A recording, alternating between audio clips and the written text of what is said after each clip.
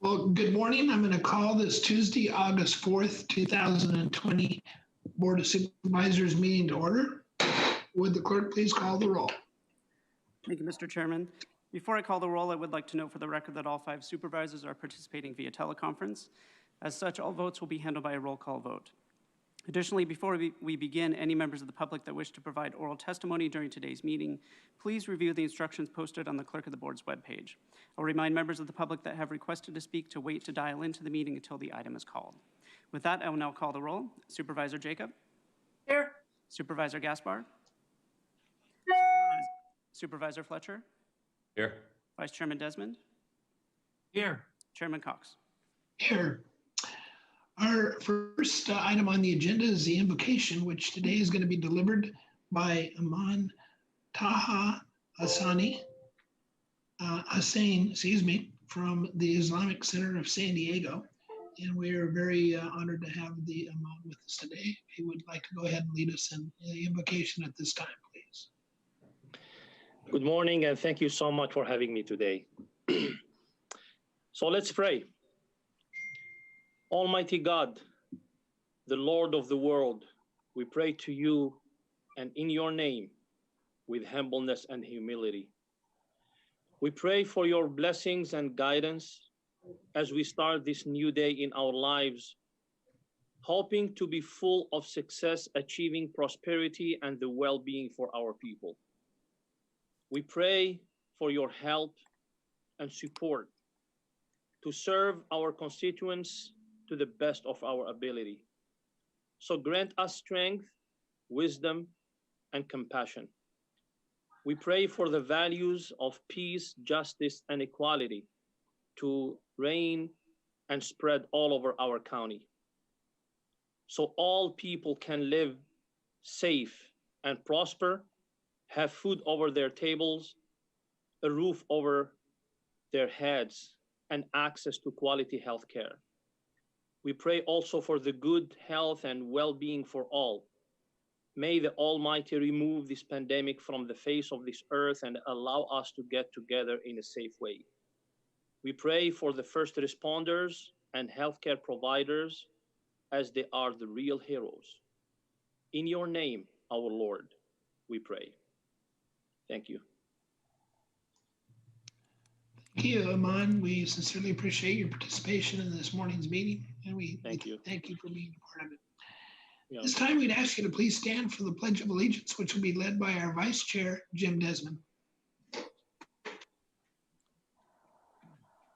Well, if you could all please rise and join me in the Pledge of Allegiance. Ready, begin. I pledge allegiance to the flag of the United States of America and to the republic for which it stands, one nation, under God, indivisible, with liberty and justice for all.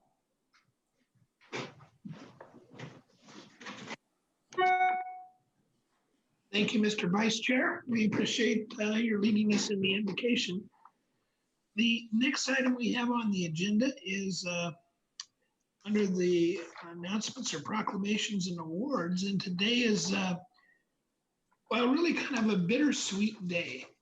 We are honored to recognize and thank somebody that's been with the County of San Diego for over 20 years, and that is Don Steuer, who is our Assistant Chief Administrative Officer. And I know that I speak on behalf of all my colleagues on the Board of Supervisors when we say we really hate to see him retire, but we certainly wish him well in his retirement. The proclamation reads as follows. Donald F. Steuer faithfully and diligently served the County of San Diego for the last 20 years, having been essential in keeping this county operating smoothly. Before joining the county, Don Steuer served for 27 years in the Navy, where he commanded 2 helicopter squadrons as well as Naval Air Station North Island, also serving as Chief of Staff for NATO Naval Striking and Support Forces in Southern Europe during the Kosovo conflict. Don Steuer began his career in Land Use and Environment Group here at the county, where he led the county's water quality programs and served as chair of the county's strategic planning support team, during which time he spearheaded the implementation of the award-winning general management system. In 2004, Don became a deputy chief administrative officer and chief financial officer, during which time he expertly managed the county's finances, which led to the improved credit ratings and strengthening the county's long-term fiscal stability. Don was promoted to Assistant Chief Administrative Officer in 2012, and since then has worked alongside the Chief Administrative Officer to carry out the policies of the Board of Supervisors and implement sound business-oriented management strategies for the county's $6 billion operating budget and its 18,000 employees, propelling the organization to excellence. As the chair of the county's audit committee, ITMC, Redevelopment Successor Agency Oversight Board, and the Diversity and Inclusion Executive Council, Don Steuer championed the principles of integrity and efficacy. Excuse me. As Assistant Chief Administrative Officer, Don served as a leader for the Incident Command and the county's response to the COVID-19 pandemic, where his decisive leadership proved fundamental to the county's ability to address the region's public health. Donald F. Steuer leaves a legacy of dedication, excellence, and leadership, respect, and integrity that made all who worked with him and for him grateful to have known him throughout his career, both at the county and in service to his country. It's for all of these reasons that on behalf of myself as chair of the board and all the members of the Board of Supervisors, we wanted to take an opportunity on this 4th day of August, 2020, to commend Donald F. Steuer for his distinguished service to the County of San Diego and the people of San Diego County, and do hereby declare this day to be Donald F. Steuer Day throughout San Diego County. Don, on behalf of all my colleagues on the board, we sincerely thank you for your leadership and your commitment. I do want to give an opportunity if there's members of the board that would like to say some additional comments before I ask the Chief Administrative Officer to go up to the lectern and present the proclamation to you and give you an opportunity to say a few words. Supervisor Jacob, did you want to say something? Thank you, Mr. Chairman. I'd just like to thank Don for his many years of service. We work very closely, and he's solid. And he's a straight talker, straightforward, no nonsense. And also, Don, what you've done during this pandemic that we've been faced and your efforts have been greatly appreciated. I wish you the best. I don't know how retirement's going to go, but I know one thing. You need to keep busy, you need to keep active, and keep that brain active. So congratulations to you, and thank you for your many years of service. Thank you, Supervisor Jacob. And I know our Vice Chairman, Jim Desmond, wanted to say something.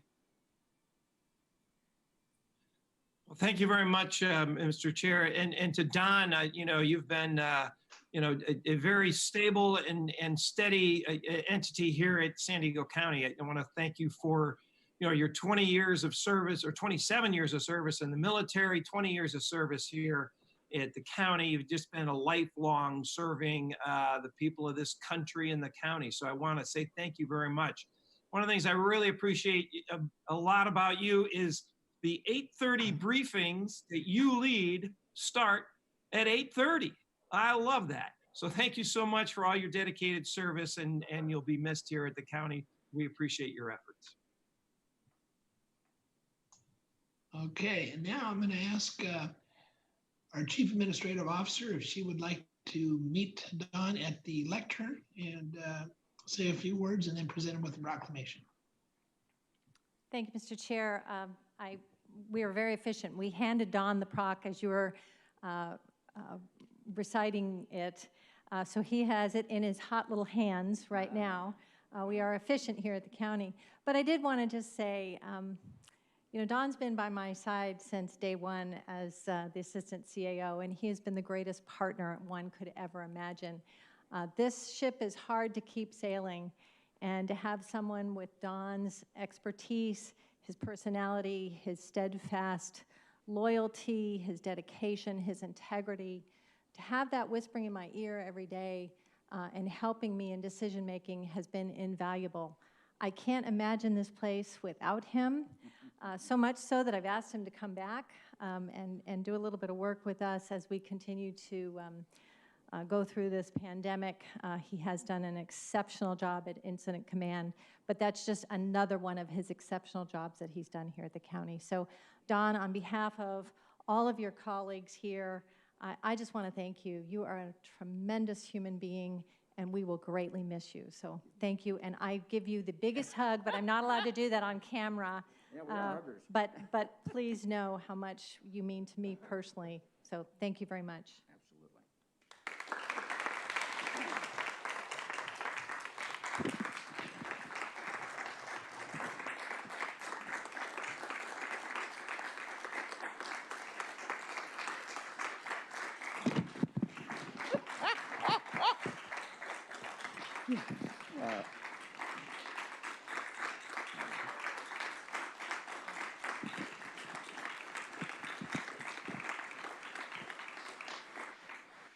Thank you all very much. I appreciate this.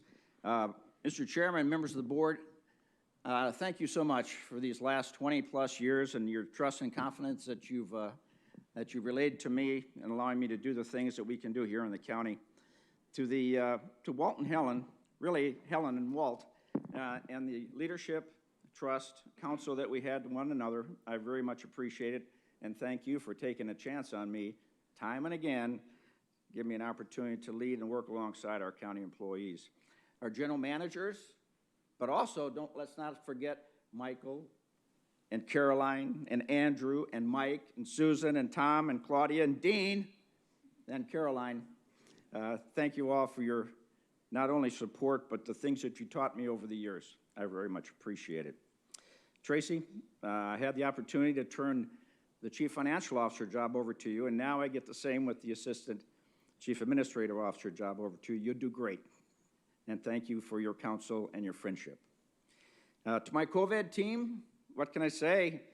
During times of great uncertainty, stress, long hours, you stepped up. When problems arose, you fixed them and you drove on. You hung tough. And finally, really, for the county employees that I've had the opportunity to serve alongside, they're energetic, they're supportive. They serve not only with a sense of place, but with a sense of purpose. And I will be eternally grateful for the opportunity to serve alongside them these many years. So I guess in closing, I can say this really isn't goodbye, it's thank you.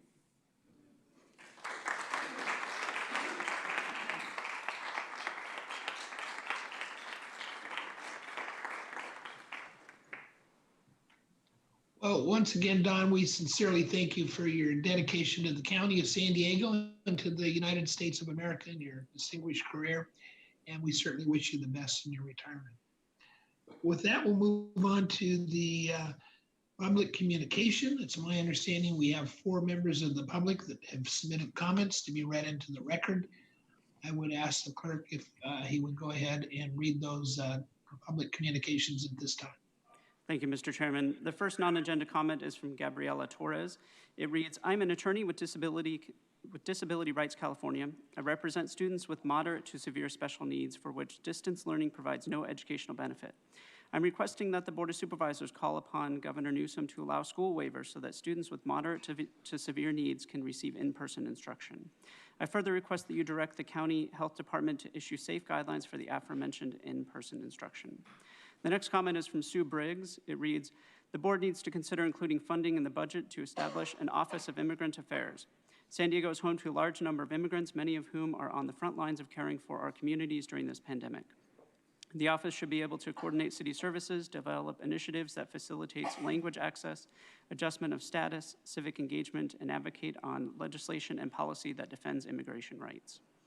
The third comment is from Jen Garson. It reads, the proposed county budget does not reflect the best interests of our city. When we consider public safety, we need to think prevention. Experts and practitioners in education, mental health, housing, restorative justice, and others aside from the police desperately need this money to ensure our community's safety. I'm requesting to see a 15% increase to these programs. I'm urging you to use your influence to be on the right side of history. The last comment is from Christina Folco. It reads, please adjust the proposed budget as I believe we are not considering the dangers for BIPOC and POC.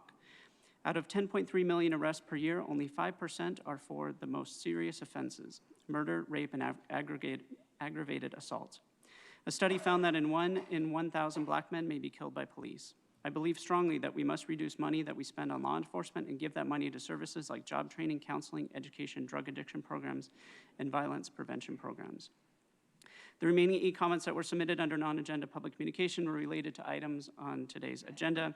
Those comments have been distributed to the board and will be filed with the appropriate agenda items.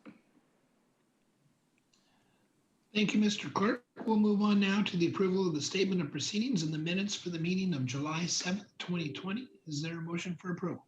So moved. Okay, I heard a motion from Supervisor Gaspar, seconded by Second. Supervisor Jacob. Is there any comments, additions, or corrections?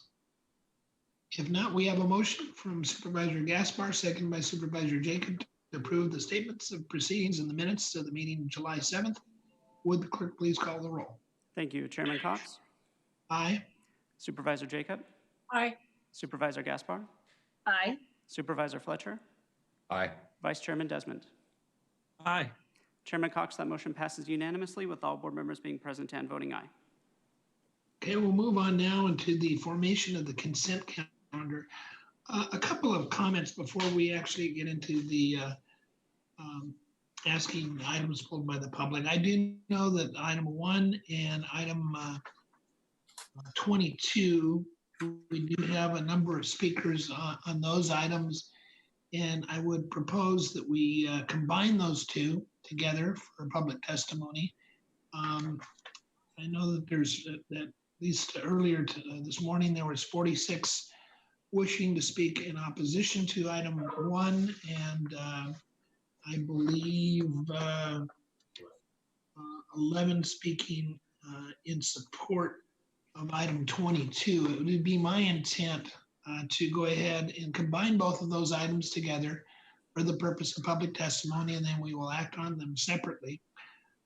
But since the 11 people that want to speak in support of item number 22 are also included within the 46 that want to speak in opposition to number 1, I'm going to basically suggest that we limit the speakers to 2 minutes, so there won't be an overlap on those.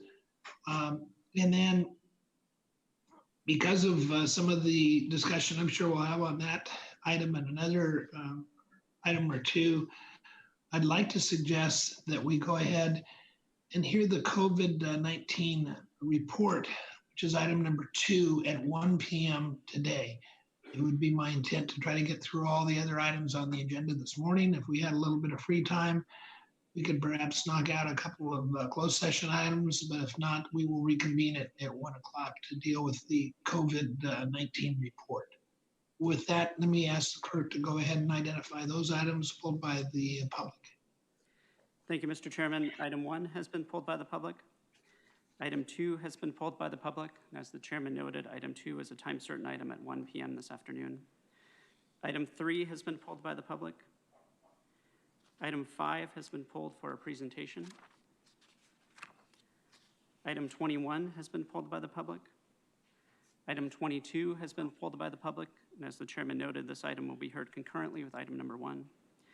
Item 24 are closed session matters that will be considered at the conclusion of the board's public session. All the remaining items on the Board of Supervisors agenda may be placed in the consent calendar for your board's consideration. Okay, now let me ask if my colleagues have items they'd like to have pulled for further discussion, starting with Supervisor Jacob. Thank you, Mr. Chairman. No additional items to pull. I did want to comment on item number 5. I'm really pleased. That's going to be pulled for a presentation. Okay, then with that, I would move the consent agenda. Okay, very good. Supervisor Gaspar. Chairman, I'll second the consent calendar. Okay. And Supervisor Fletcher. No items to pull. And Vice Chair Desmond. I have no items to pull, but I do have a comment on item 23. This is living well during COVID-19. There's still many unknowns about COVID-19. We do know that this virus can be very debilitating to those with underlying health conditions, regardless of age. Unfortunately, 95% of those that have died from COVID in San Diego County had underlying health conditions, and we can do better. We already have some good programs here at the county, but I want to focus those programs towards, quote, COVID, so we can educate and stay healthy in San Diego County. For those reasons, I'm proposing that we expand our Live Well program to identify resources and solutions to address the preventative underlying medical conditions that lead to an increased risk of severe illness resulting from COVID-19. So I thank my colleagues for their support on this item. Thank you.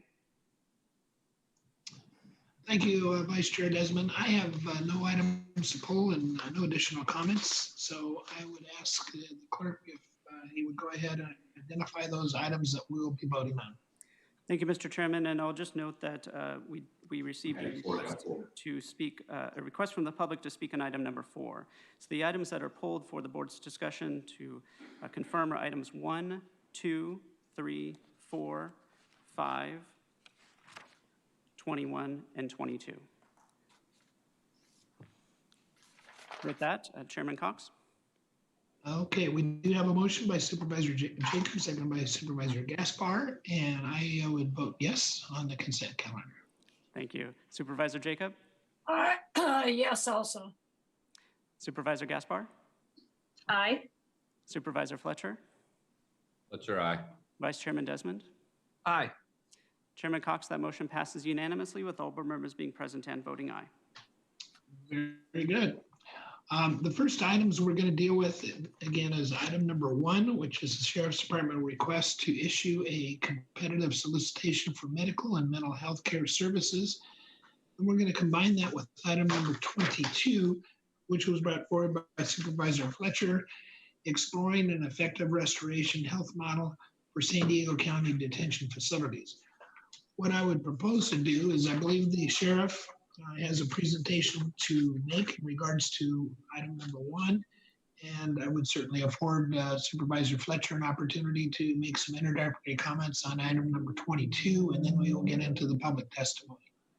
So if the sheriff is available for a presentation, we're ready to hear that at this time. Before the sheriff begins, I would note that any members of the public that have requested to speak on this item, please dial into the conference line now using the instructions provided to you. And that's if you've requested to speak on items 1 and 22. You'll be muted until it is your turn to speak. Any members of the public that have dialed in for any other items, not items 1 or 22, I would encourage you to please hang up and dial back when those items are called for discussion. Thank you. Good morning, Chairman Cox and members of the board. Thank you for this opportunity to speak this morning in support of my agenda item to issue a request for interest to provide comprehensive medical and mental health to the inmates in my custody. As the operator of the county jail, I'm responsible for developing and implementing policies pertaining to the operation of jails and the care of custody of inmates therein. This responsibility includes the provision of medical care for inmates, and in fact, Penal Code recognizes the county sheriff may contract with providers of health care to provide for care of inmates. Some have erroneously characterized this request as an indictment of the current model of health care delivery in my jails. Nothing could be further from the truth. The 300 men and women in my medical service division are exceptional public safety and healthcare professionals. They do an outstanding job under difficult circumstances, including working with what must be the most difficult patients in the county. I salute each and every one of them. This proposed board letter today is an acknowledgement of my duty as a public servant and a steward of hard-earned taxpayers' dollars to make sure the inmates in my custody are being provided the highest quality of health care at the best value. That's all it is. The fact of the matter is both the complexity and the cost of providing correctional, medical, and mental health care has skyrocketed over the past decade. The advent of criminal justice realignment in 2011 shifted huge costs and responsibilities to the 58 counties in California. An aging population has created unique challenges that require more emphasis on chronic disease care, and a longer-term population has increased the need for preventative care. The Sheriff's Department is the largest mental health care provider in the county, and I have watched the need for increased services related to mental illness increase dramatically. I am proud of our response to these challenges, but I'm not one to assume that I have all the answers. Issuing an RFI to see if there are public or private sector entities interested in providing comprehensive services under contract is a first step. If and when we receive a positive response, we will decide whether or not to proceed with a request for proposal. That will be the critical piece of information. Achieving accreditation from the National Commission on Correctional Health Care will remain a priority no matter what decision is ultimately made. And we will insist, if we do outsource some of these services, that they meet and try to achieve the NCCHC standards, which are the gold standards for this country. Regarding the other agenda item before you today, I'm happy to say that I wholeheartedly endorse the prospect of Health and Human Service Agency putting forth a proposal. I do object to the notion of waiting an additional 6 months for such a proposal. If it's a good idea in 6 months, it's a good idea today, and I welcome their proposal. Now I'd like to introduce Sheriff's Department Contract Manager, Mr. Keith Spears, who will go into further detail about our current practices and the road ahead. Keith? Thank you, Sheriff Gore. Good morning, Chairman Cox and members of the Board of Supervisors.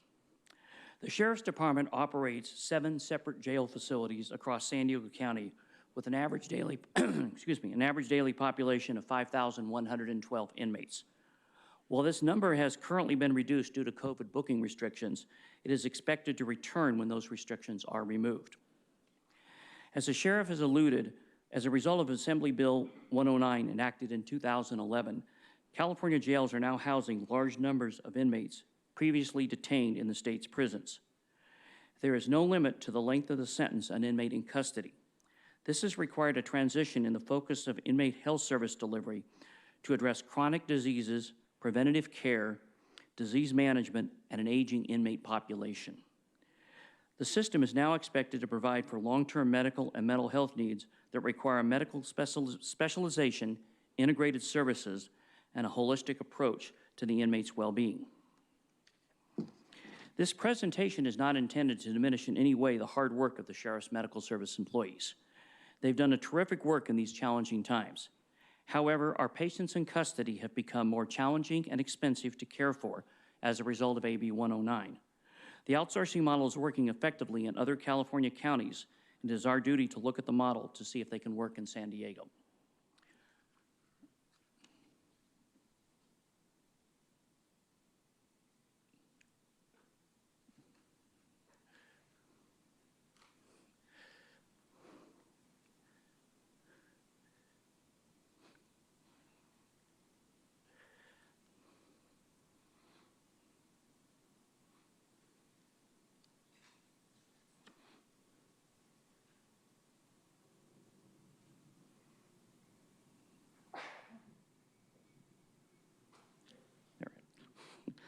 The Sheriff's Department utilizes a combination of sheriff's employees and 26 different contracts to provide inmate medical services. These services range from medical and mental health encounters, x-ray, pharmacy, laboratory services, and medical waste disposal. The individual contracts all have separate points of contact, separate expiration dates, and have no coordination with each other, which makes oversight a challenge. Working with a singular contractor may streamline operations, provide for economy of scale, and allow for the best possible patient care, coordination, and collaboration. This is a snapshot of the recommended budget and expenditures for the current fiscal year. The Medical Services Division has a recommended operating budget of $89.2 million.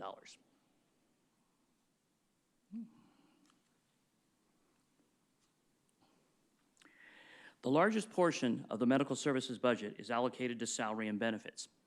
Medical Services currently has 315 authorized positions that provide medical and mental health services to our daily inmate population. The $49.5 million allocation for salaries and benefits is broken down in the following way. 92% goes towards clinical staffing, including registered nurses, licensed vocational nurses, supervising nurses, mental health clinicians, recreational therapists, occupational therapists, and pharmacy technicians. 5% goes towards the administrative support. This is accounting, administrative services, and things along that nature. And 3% goes towards healthcare maintenance, health information management duties. This is medical records and release of information.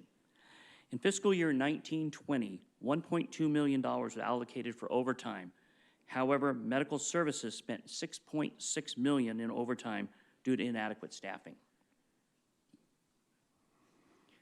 The Medical Services Division allocates $11.7 million towards services and supplies, ranging from ultrasound, x-rays, drugs, pharmacy, lab services, ambulance transportation, records management, medical supplies, office materials, to waste disposal and training. The largest service and supply contract is pharmacy services, and the second largest is the jail-based competency treatment program. This program provides mental health services to inmates with focus on restoration for competency to continue with their court proceedings.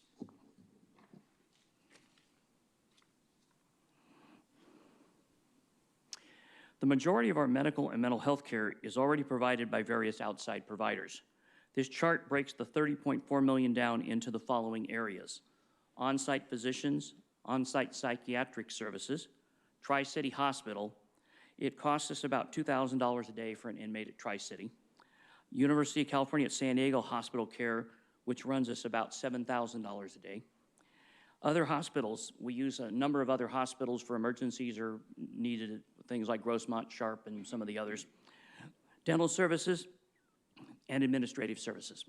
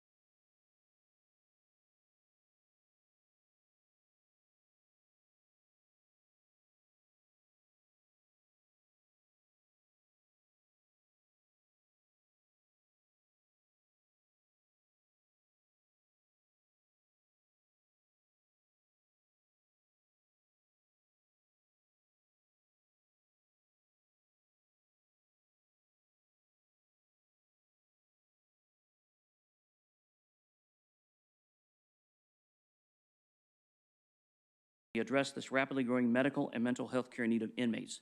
The Sheriff's Department looks to research the feasibility of contracting with a full-service medical and mental health care entity, public or private, who can provide integrated services and is experienced in providing these services in a jail environment. We are requesting that the board authorize the sheriff to issue a request for interest to individuals and entities who would be interested in responding to a competitive solicitation that seeks a contractor to operate and manage a comprehensive system of medical and mental health care services for the sheriff. Subject to determination by the sheriff based upon the results of the previously issued request for information that contracting out jail and medical and mental health services would result in the high provision of high-quality medical services. Authorize the Director of the Department of Purchasing and Contracting to issue a competitive solicitation for medical and mental health services. That concludes my presentation. Is there any questions? Okay, thank you.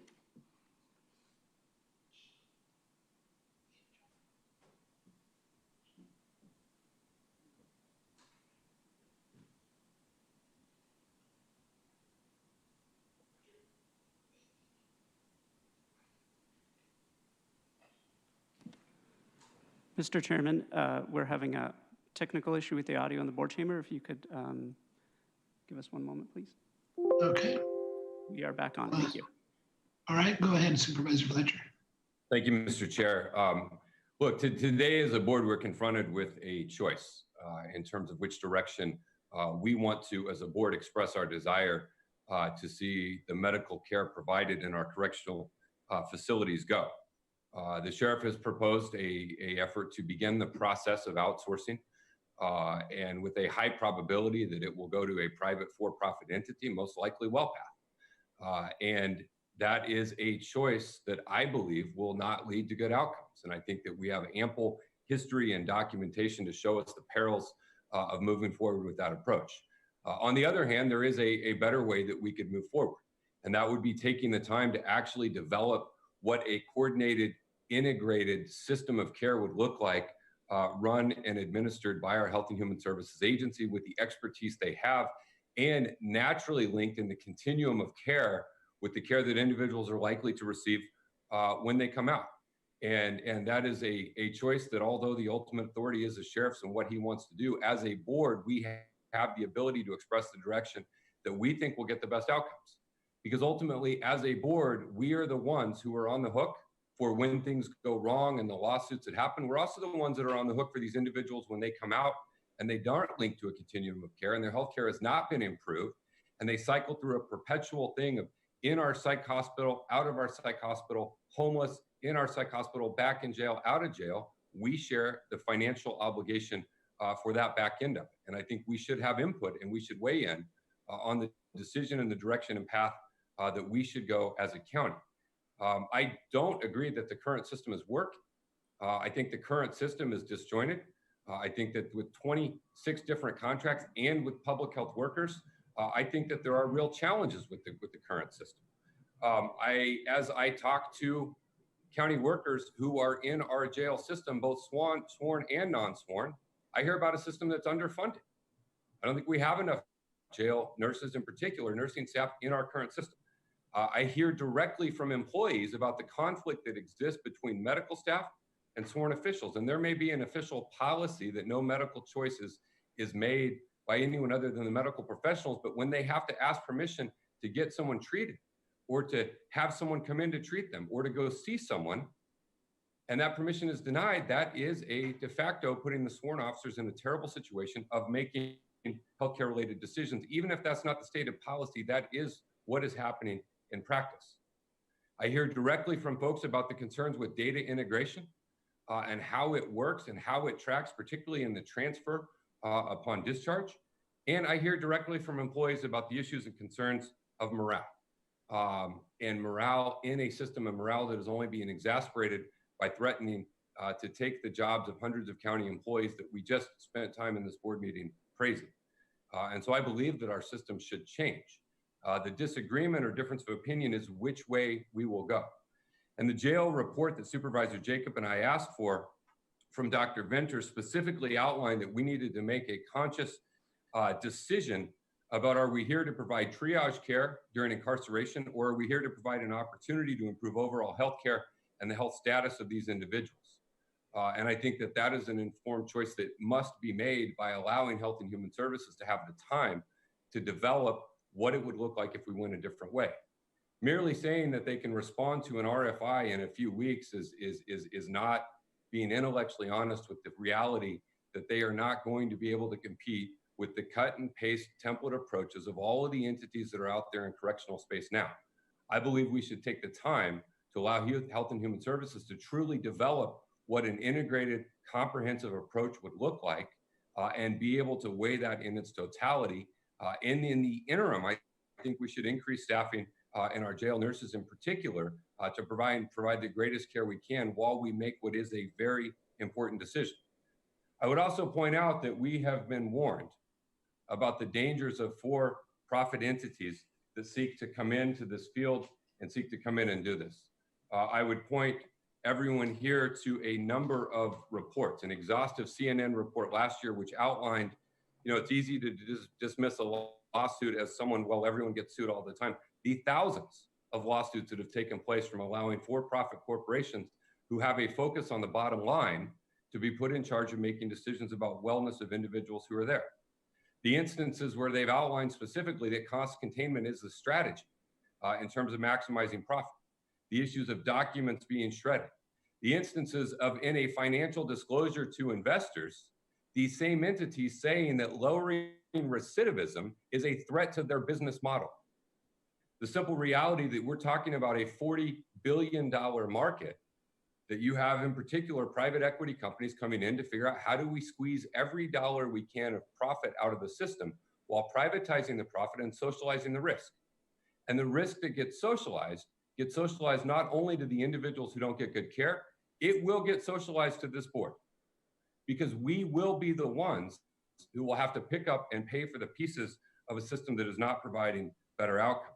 And so I think that there is a better approach, and I think it's worth us taking the time to thoroughly explore what that would look like and what we would do. We've seen examples where this doesn't work. Again, there's a new lawsuit just last week around Alameda County, one that was just highlighted as an example. We've seen in Santa Barbara having to pay out class action lawsuits because this same approach did not work. And we can learn from those and have those guide our way. And then we can also look to other places that have learned the hard lessons that we shouldn't have to learn.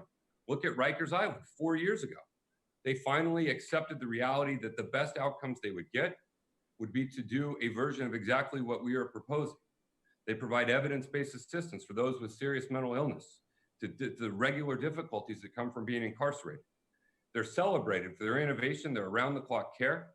They have specialty housing units for individuals with SMI, 24-hour on-call psychiatric services, clinics in each of their facilities, substance use treatment, integrated re-entry services, and relationships with multiple training institutions throughout the city. They continue to be an ongoing effort, and no system we're going to put in place will be perfect. This is a very challenging and difficult population. But I think the question before us is, are we going to take the path of least resistance and quickly go down the path of privatizing and outsourcing these, or are we going to roll up our sleeves and do the hard, difficult work about creating an integrated system that provides the opportunity for these individuals to get the best possible care they can and most successfully sets them up for reentry and begins to stop the revolving door cycle and process. And so I would urge our board to adopt our board letter. Let's take a halt on an effort around outsourcing or privatizing. Let's do the hard work to put together what a different approach would look like. And then let's be able to present to the public and to the sheriff some informed plans that can guide the decision-making moving forward. Thank you.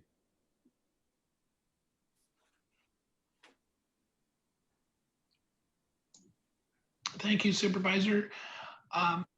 I do know that we have, again, a number of people that want to speak on this item. Were there any questions for Supervisor Fletcher and his board letter? Mr. Chairman, I don't have any questions of the supervisor or the sheriff at this point, and I would hold my comments to later. But I think before we go to the speakers, I think it's important to make sure that everybody that it's on the line is really clear on one point. And I'd like to ask council the question, who has the authority to make the decision on medical health care in our jails? Through the chair, Supervisor Jacob, the decision on exactly who is going to do the work to work in the jails is purely the sheriff's decision. The decision that is before your board is simply the question of whether or not you are going to authorize outsourcing. I believe that your board does have the authority to approve whether or not there is outsourcing.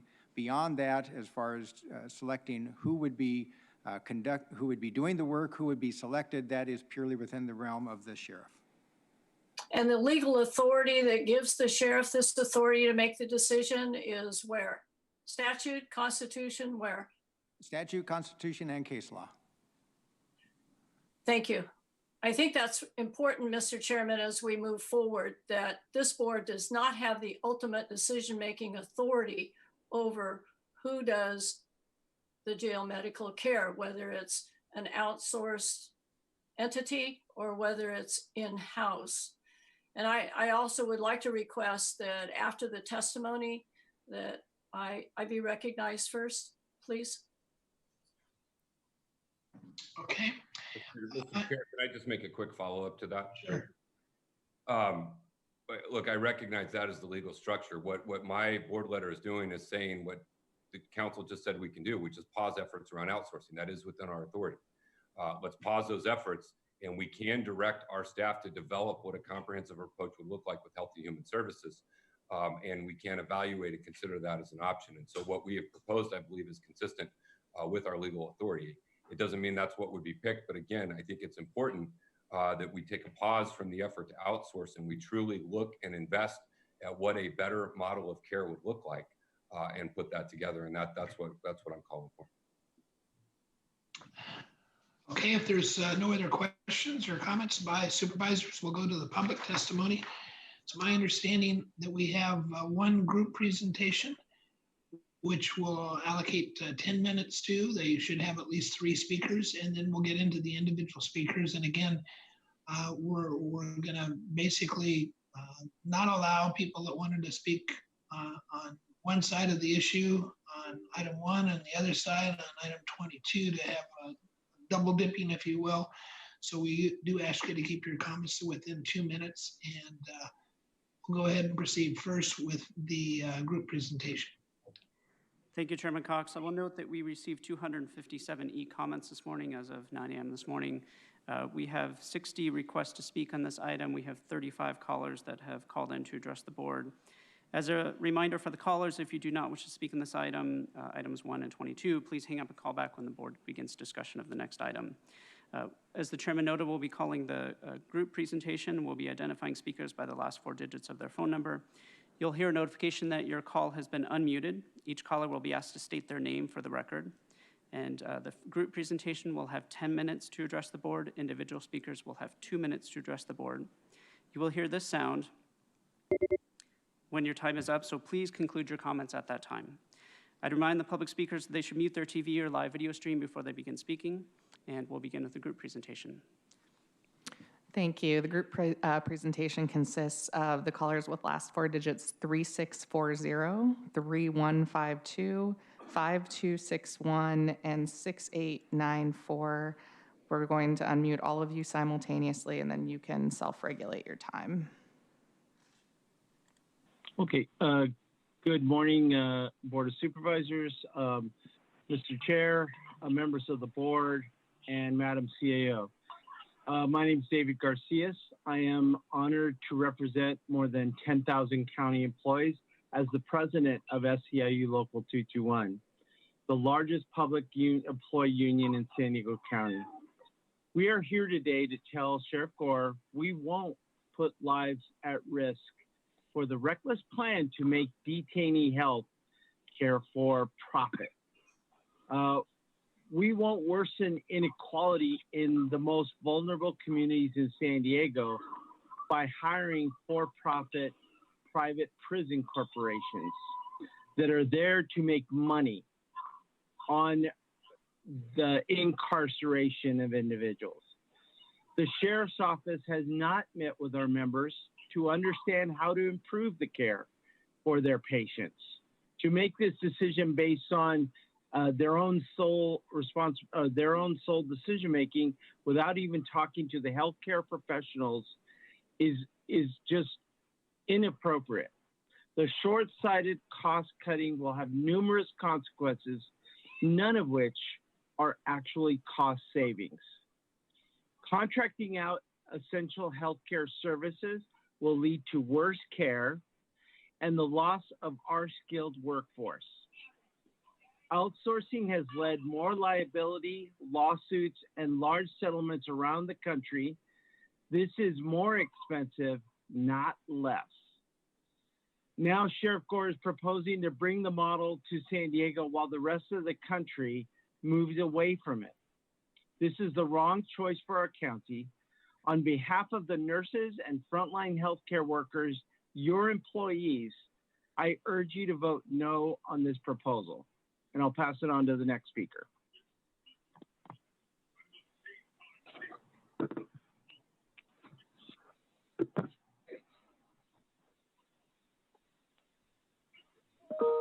It looks like the other speakers may have muted their own devices, so please make sure you unmute your device. So we can have Ben Fuchs. Yes, thank you. Thank you. Mr. Chairman and members of the board, if I may speak now. Yes, go ahead.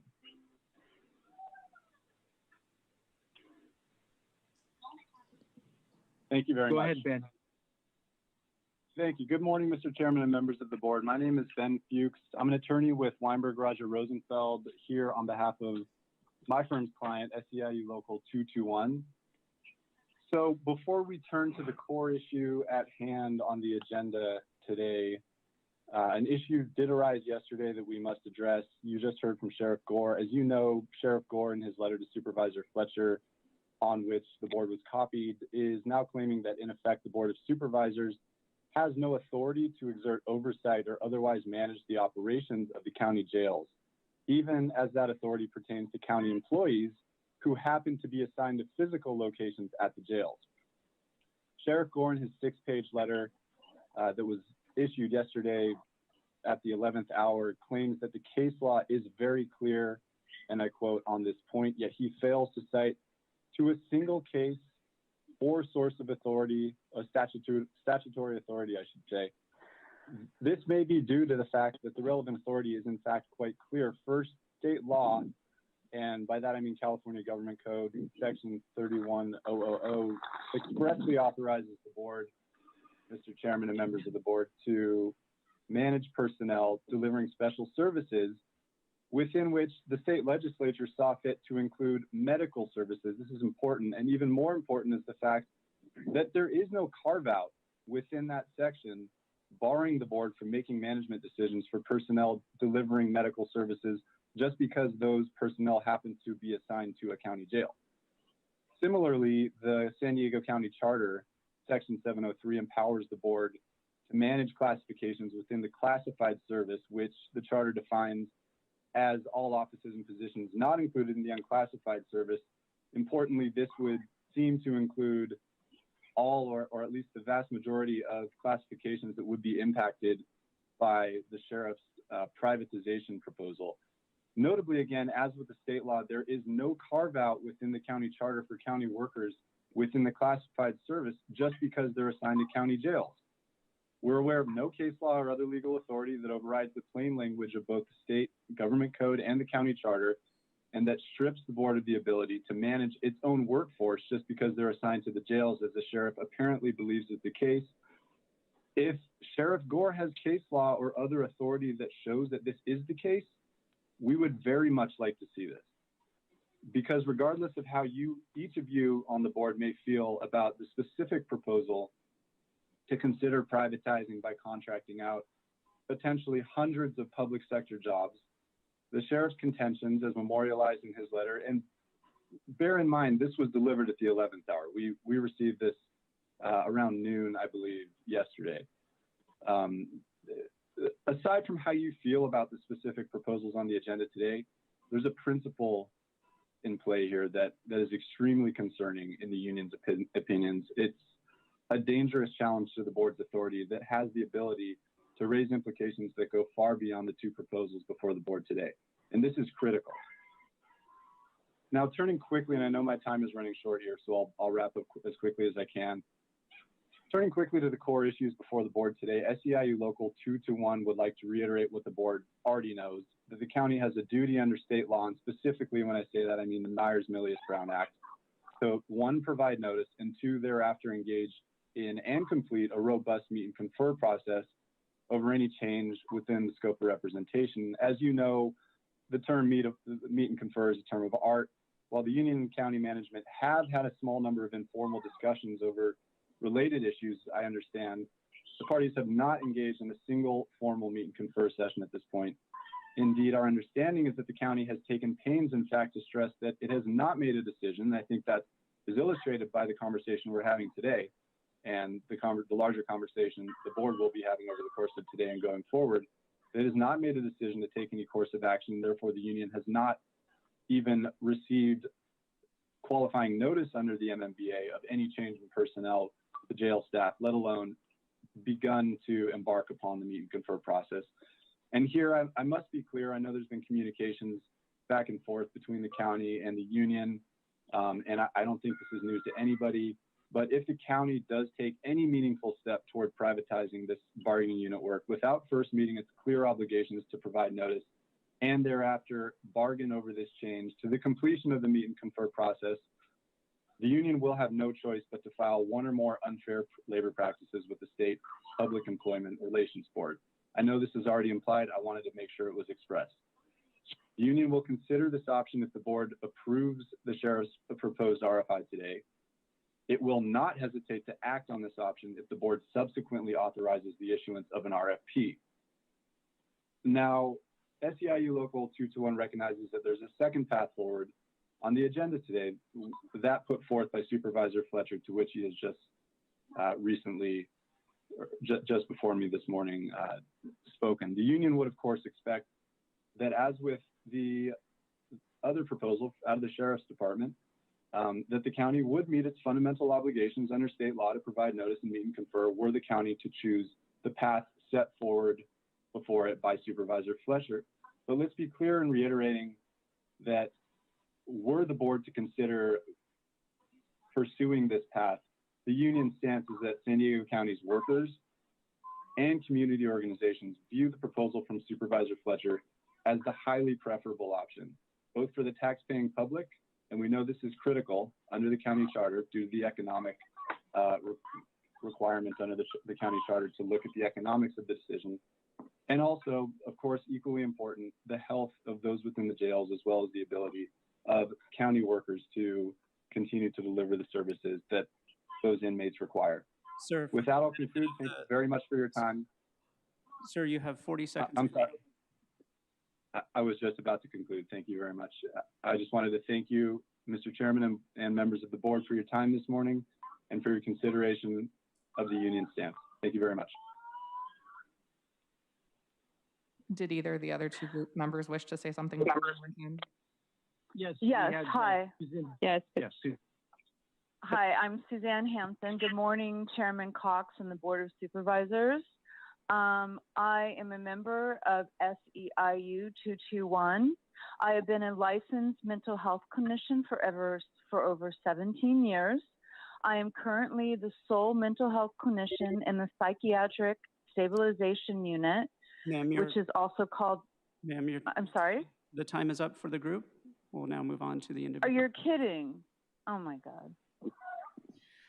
Our first individual speaker is 0094.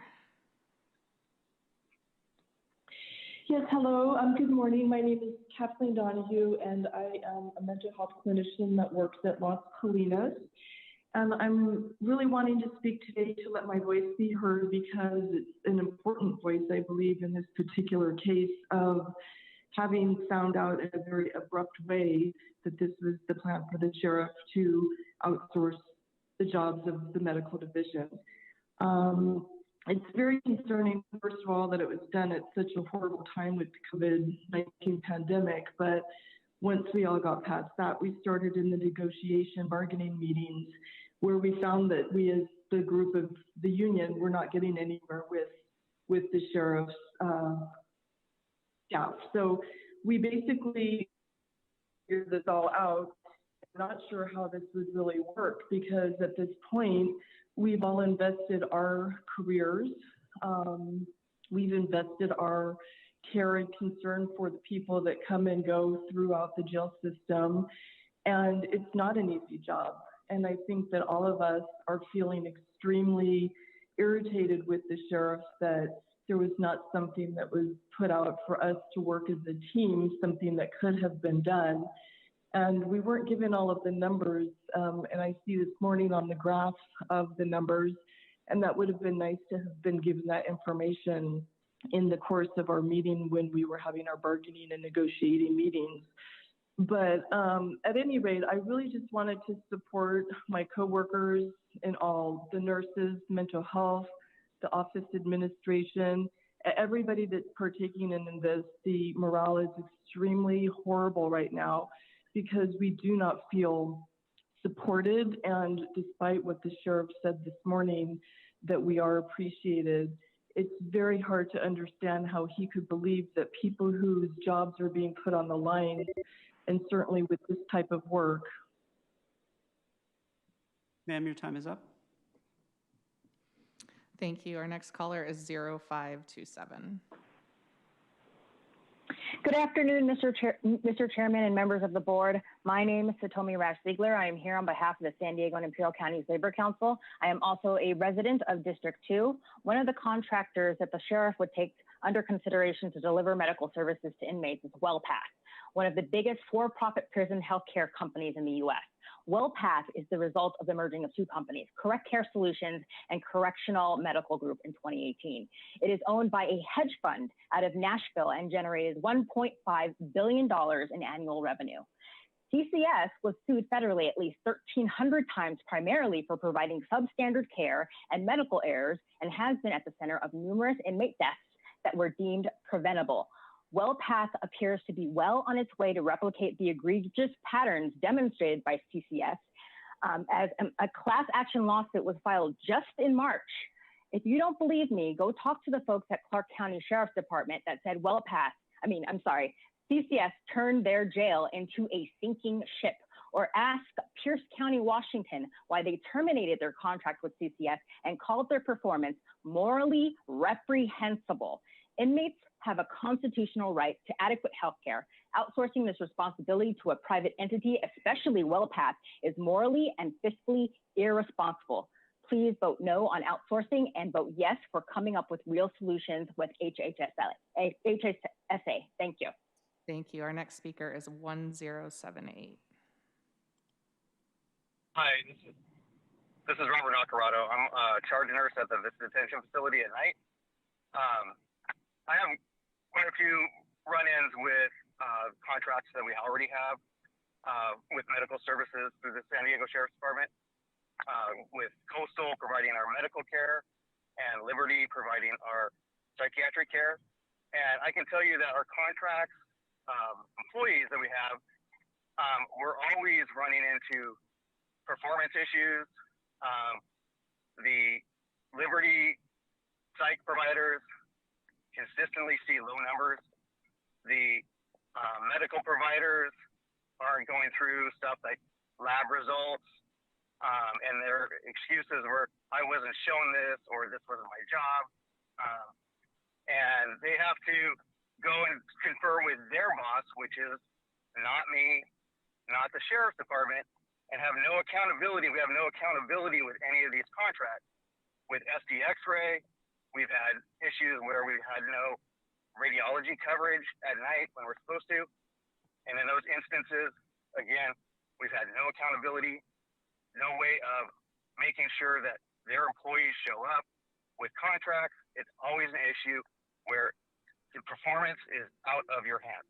That's all I have to say on that. Thank you. Our next speaker is 1104. Good morning, Chairman Cox and members of the board. My name is Jerry Hall. Although I serve on the Behavioral Health Advisory Board, I'm here speaking as an individual. I also blog at BHAB Rehab, so BEHAB rehab.com.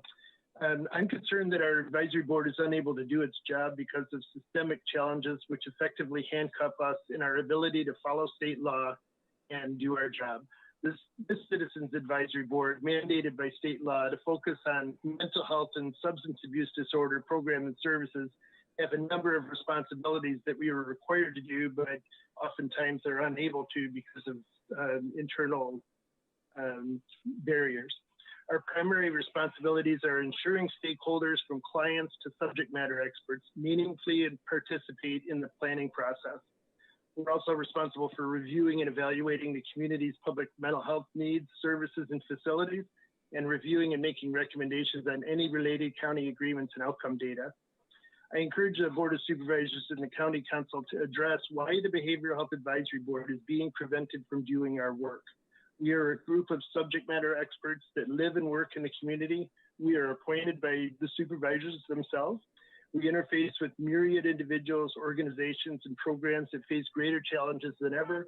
And we're also subject matter experts insofar as our own lived experience and our own family experience. To anyone listening, if you have a vehicle to be heard more consistently, but you've not been given that clear opportunity, we need you to stand up and insist that your Behavioral Health Advisory Board is empowered to listen to you and to help facilitate the conversation throughout the year, not just at 1 hour or 1.5 hour seminars once a year. Please see BHAB Rehab to learn more, and I would really love to work with the supervisors and county council and the behavioral health services team to make our board more effective and let us help. Thank you. Thank you. Our next speaker is 3152. Good morning, supervisors and chair. My name is Christina Clance. I'm a nurse with this detention facility and a member of SEIU 221.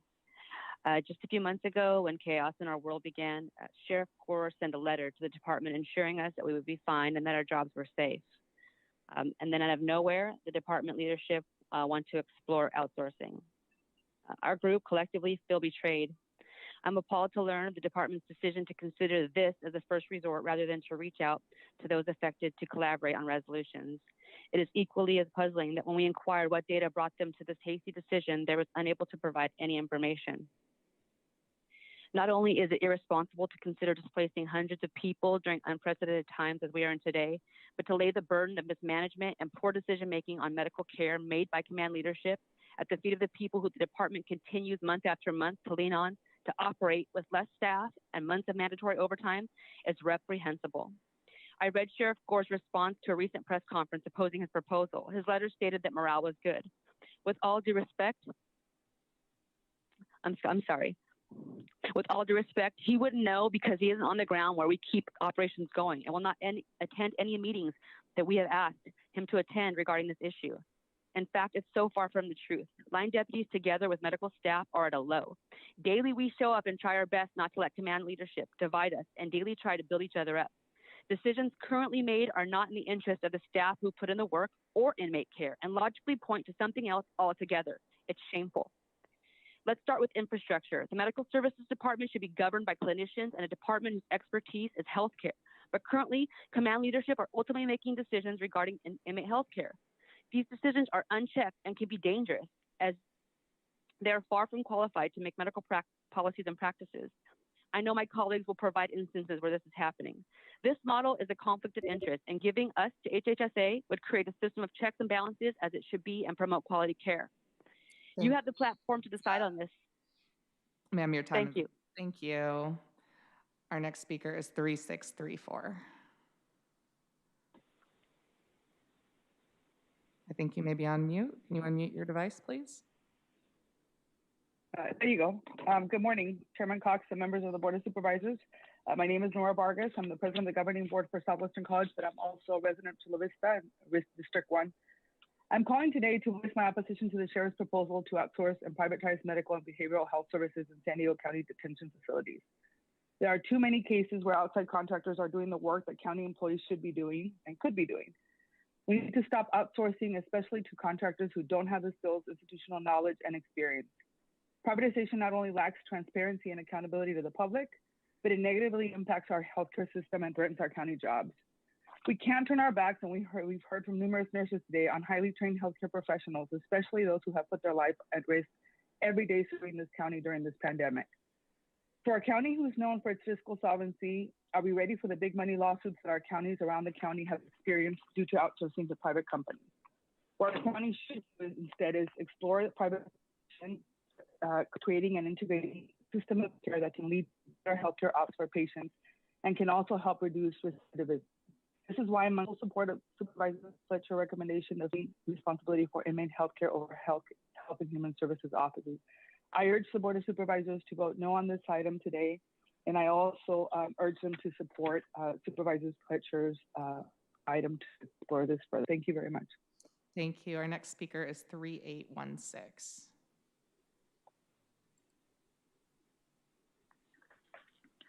Hi, my name is Dr. Steve Coe. I'm a physician specializing in psychiatry and a faculty at UCSD Department of Psychiatry. I'm speaking against agenda item 1 and in support of item 22. I'm speaking for myself and also on behalf of San Diego Psychiatric Society, which represents about 400 psychiatrists in San Diego. As a psychiatrist with interest in community mental health, we have seen the impact of uncoordinated care for those going in and out of the jail system. We have watched patients getting lost to the system, being put on different medications, seeing different health providers, having no consistent treatment plan, and ultimately costing more to our overall health network. Most importantly, we have not seen health improvements. As many of you, we are concerned about the medical and mental health services within our jails and its impact on our community.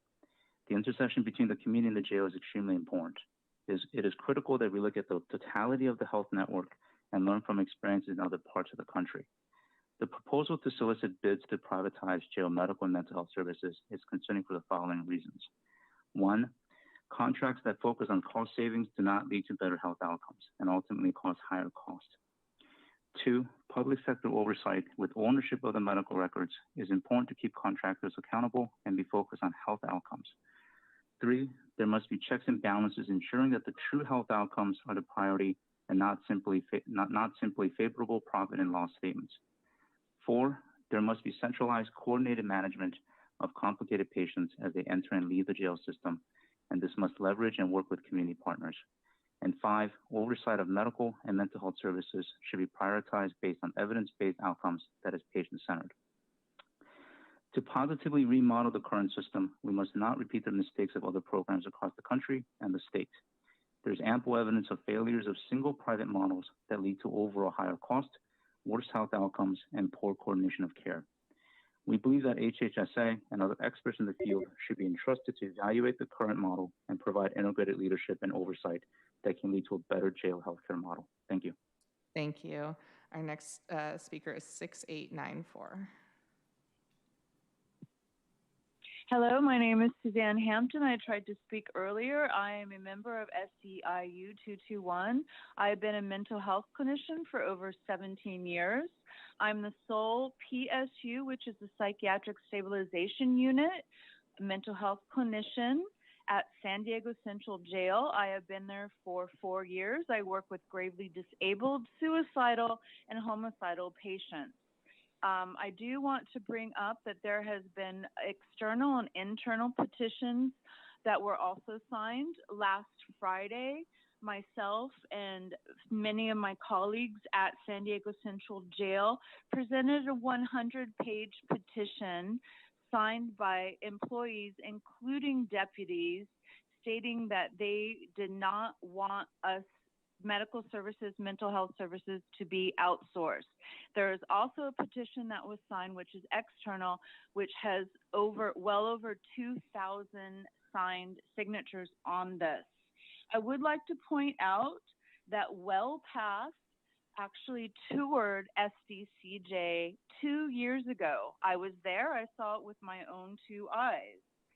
WellPath, according to the Sacramento Bee, found that over a 10-year period, people in custody at California County jails serviced by WellPath died of suicide or drug overdose at a rate of about 50% higher than at any other county jail.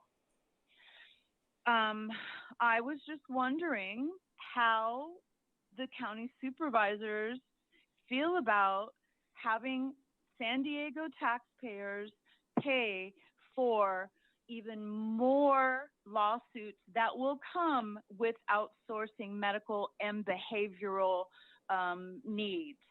I would also like to mention that, okay, I'm done. Thank you. Thank you. Our next caller is 4190.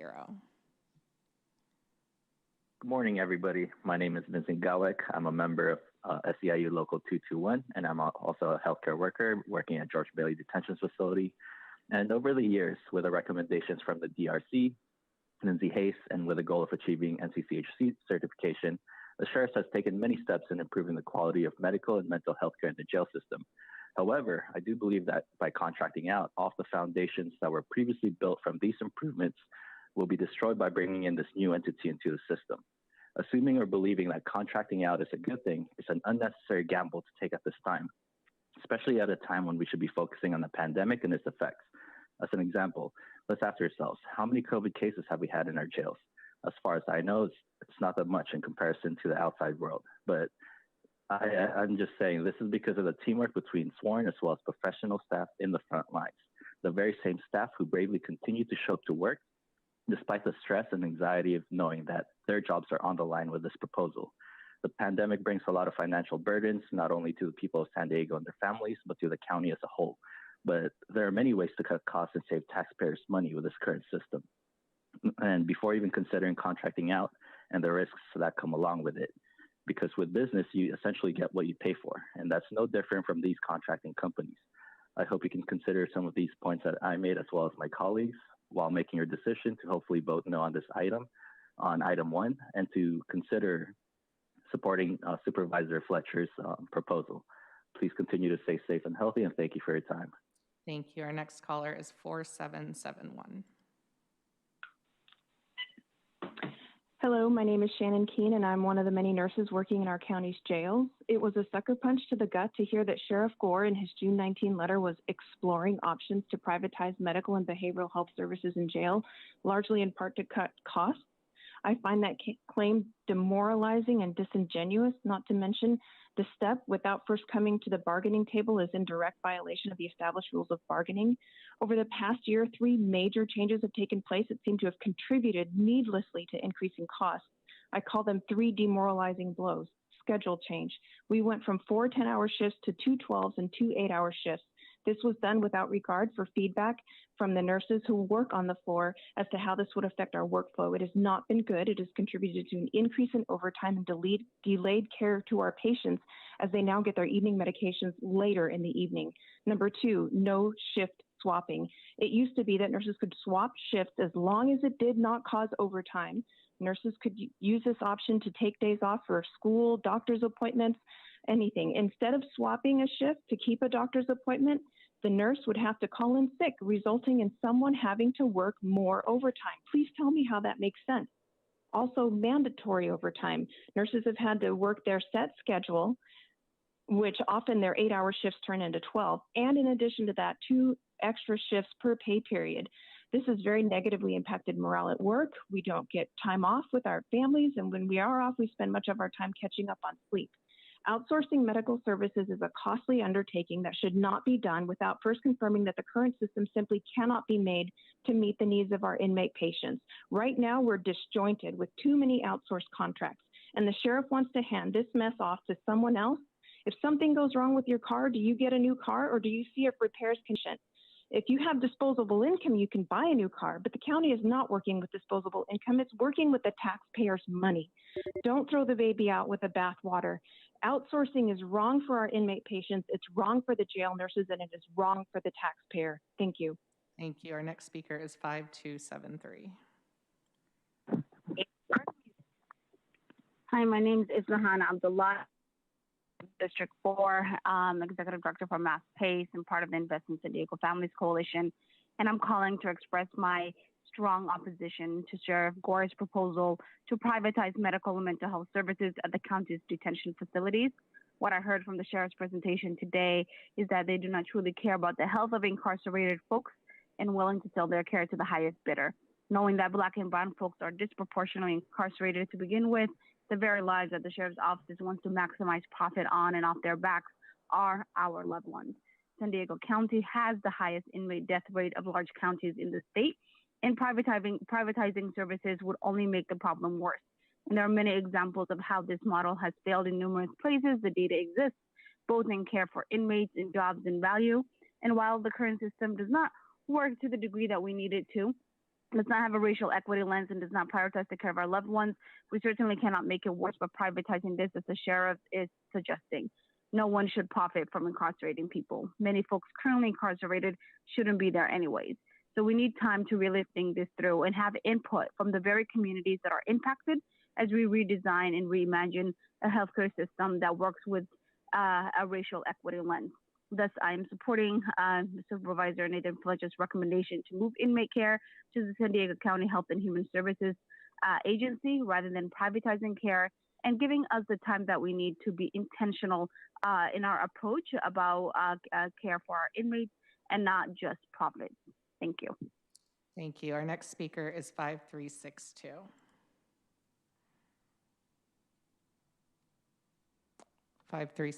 You may unmute your device.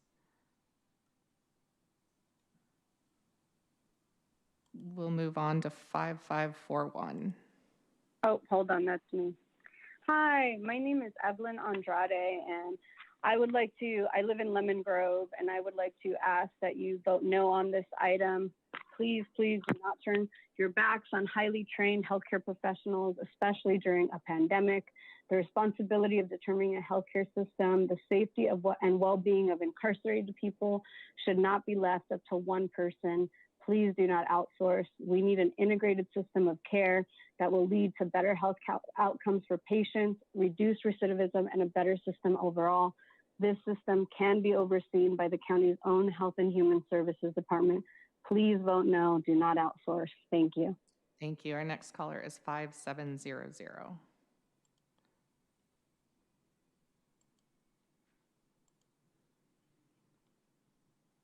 Hi, my name is Wee Tran, and I'm the Director Advocacy of We the People. I'm calling to urge the Board Supervisor, please vote no on this item.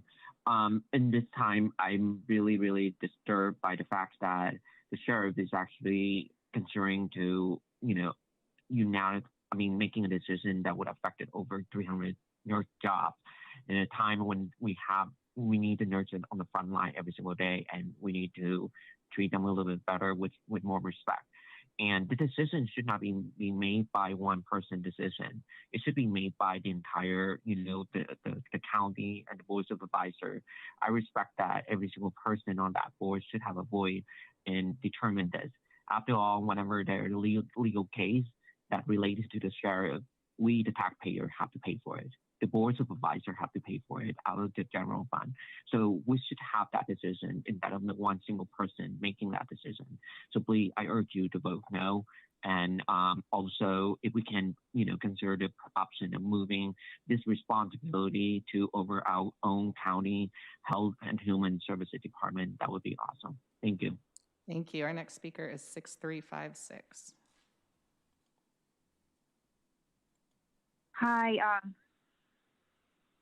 Hi, my name is June Quaresma, and I'm a detentions registered nurse, and I'm a member of SEIU Local 221.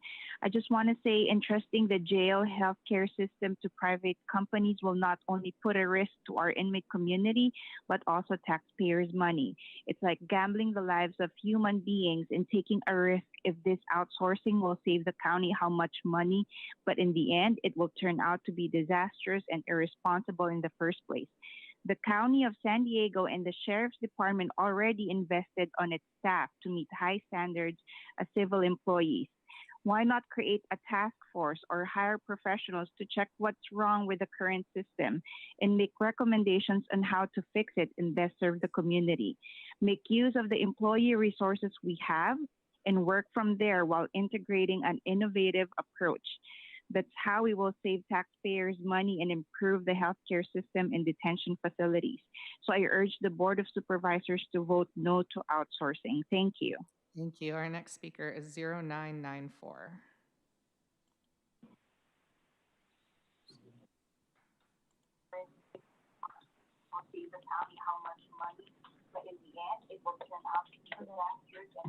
Good morning, Chairman and Board of Supervisors. My name is Corey Rodriguez, and I'm a registered nurse assigned to the Vista Detention Facility, also a member of SEIU 221. I just want to take a moment to speak regarding the extremely low staff morale being experienced within the facilities.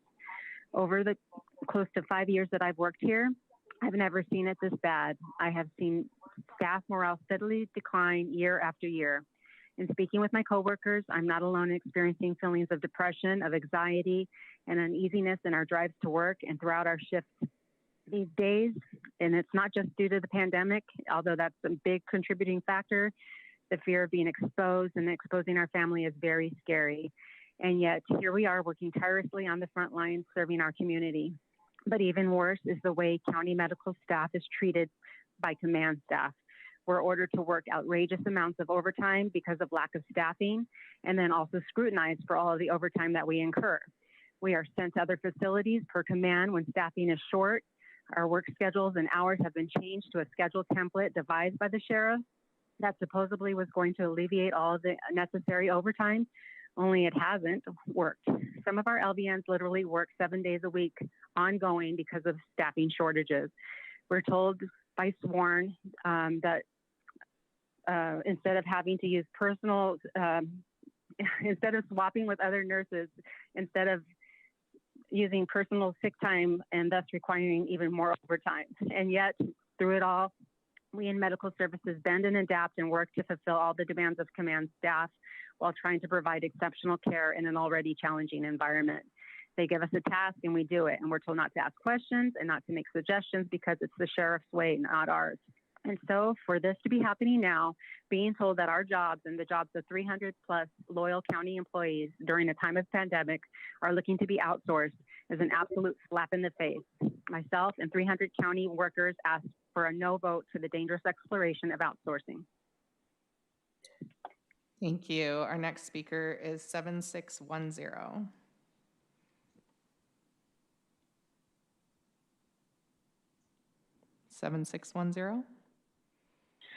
Good morning. My name is Paola Martinez Montes, and I'm a resident of District 1, and I'm here today representing the Invest in San Diego Families Coalition. Our coalition opposes Sheriff Score's reckless proposal to privatize medical and mental health services at the county's detention facilities.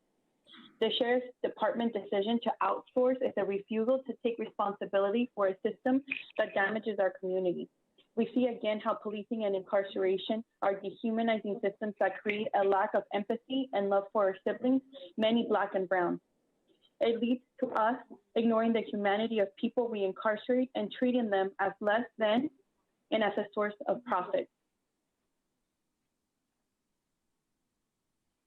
Sheriff Score's admission that he cannot manage the health of our people who are incarcerated should be taken seriously. San Diego County has the highest inmate death rate of large counties in the state. Given the track record of companies who contract to provide health services in detention facilities, we know that privatizing services will only make the problem worse. Rather than outsourcing to companies who have no incentive to get people healthy and keep them out of jail, companies that only make a profit when they keep the cycle of incarceration going and keep jails full, we need to look at alternatives and eradicate oppression and invest in health and well-being of San Diegans. That is why we support Nathan Fletcher's recommendations to move healthcare for our people who are in custody to the San Diego County Health and Human Service Agency rather than privatizing that care. Our coalition partners, many who have testified or will, look forward to working together to share what alternative solutions will look like. Please vote no on item 1, which would outsource detention healthcare staff, and vote yes on item 22 to explore all options for reforming our detention facilities. Thank you. Thank you. Our next speaker is 7611. Good morning and thank you, Chairman Cox and the Board of Supervisors. My name is Lizzie Womack. I am a SIU represented member, and I currently work for the Sheriff's Department as a Sheriff's Detention Supervisor nurse. Taxpayer, citizen of San Diego, dedicated public servant, and in opposition of the proposal submitted by the Sheriff's Department to authorize outsourcing. My reason: since 2011, AB 109, the system has been overwhelmed with pressures and demands that jails have never been equipped to handle. For example, we have longer incarcerations, aging population, chronic medical care, comorbidity, underlying medical health conditions. The adverse clinical outcomes mentioned can be results of the department and county ignoring our needs. For example, chronic short staffing. Although the vacancies are low, the facility staffed to essential positions to meet the daily operational and patient care needs that don't show up on a position report. Morale is at an all-time low with employees where they feel betrayed. We are the ones at the facilities when the contractors leave and or they do not show up or they are not available to render the care. It's your nurses, your mental health clinicians, your office assistants, your health information staff. We're the ones here day in and day out, 24/7, to make sure the patient care needs are met. The highest level, regarding the highest level of medical service mentioned, it does not include 26 problematic contracts. And going for another contract will not have those needs met. You need a dedicated core, which is your current county employees, to fulfill these needs. So for those reasons, I am asking you to vote opposed on number 1 and in favor of 22 to explore alternatives. Thank you. Thank you. Our next speaker is 7723.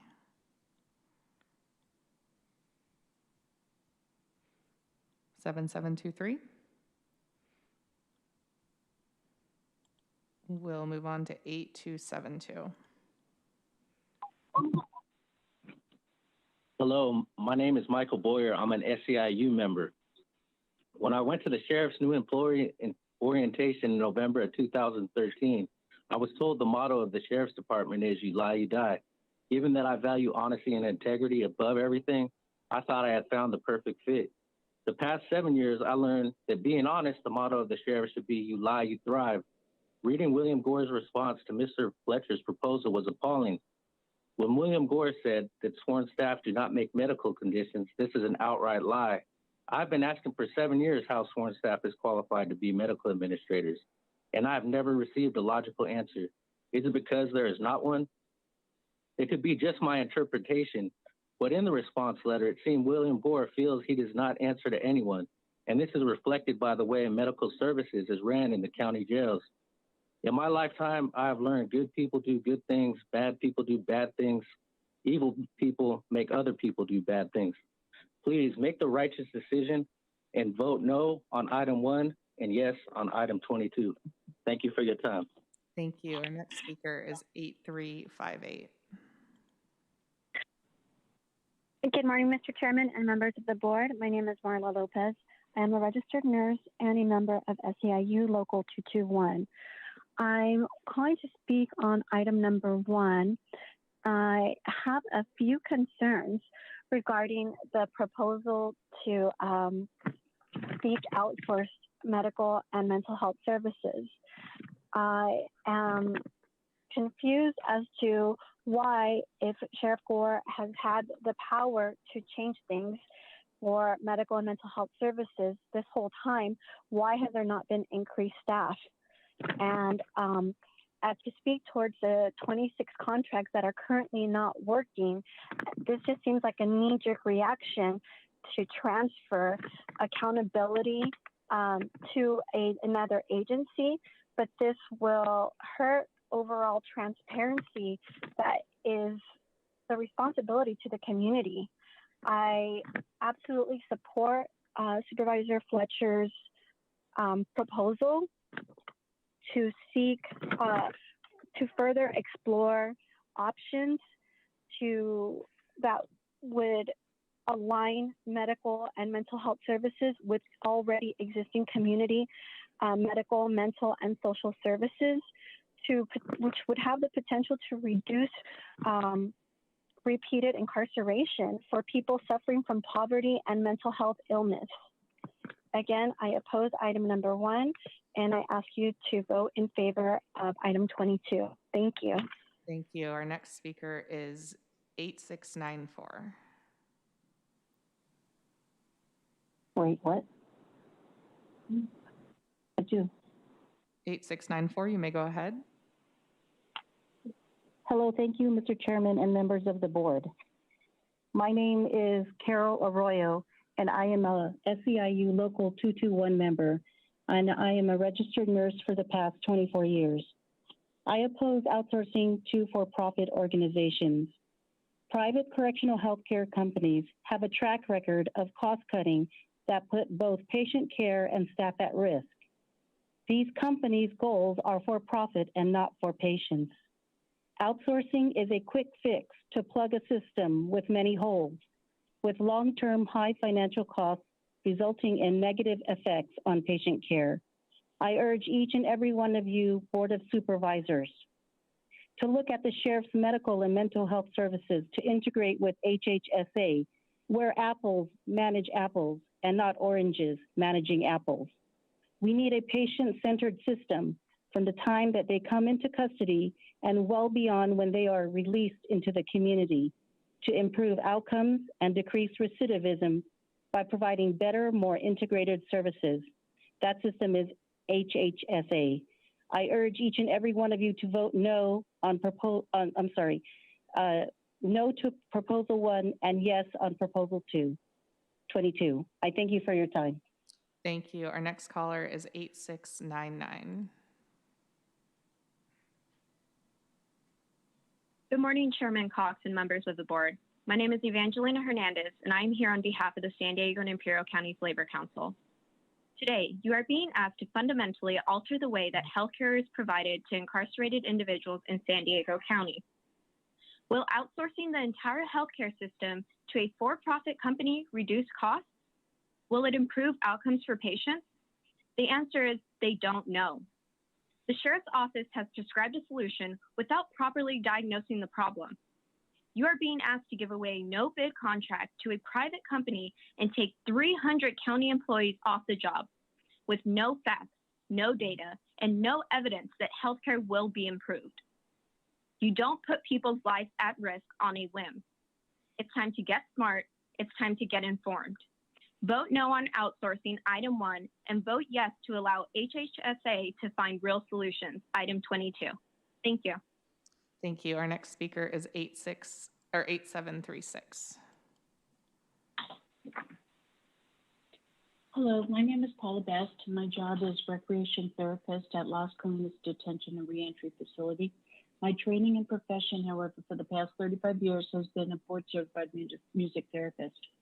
What this means is in the mental health correctional setting is that I ultimately keep the community safer by providing groups and resources to the inmates that have not only legal, but also mental health challenges. And although I'm a trained music therapist that has attempted to educate and in-service staff on not only music therapy, but other therapeutic interventions, I've been told that I would not be able to use my instrument, stating I've given your therapy idea some serious thought.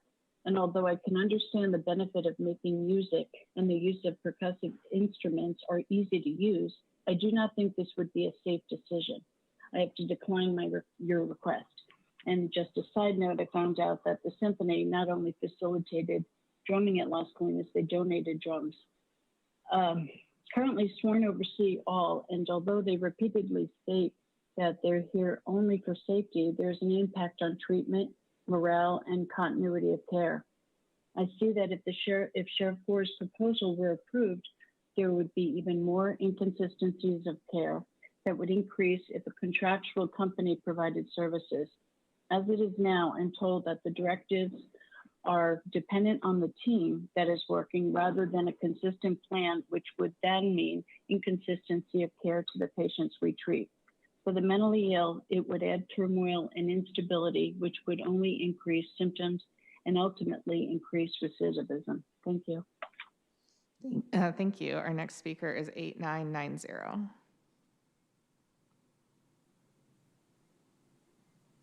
Hi, my name is Melissa Lorenzana. I worked for the Sheriff's Department for 9 years.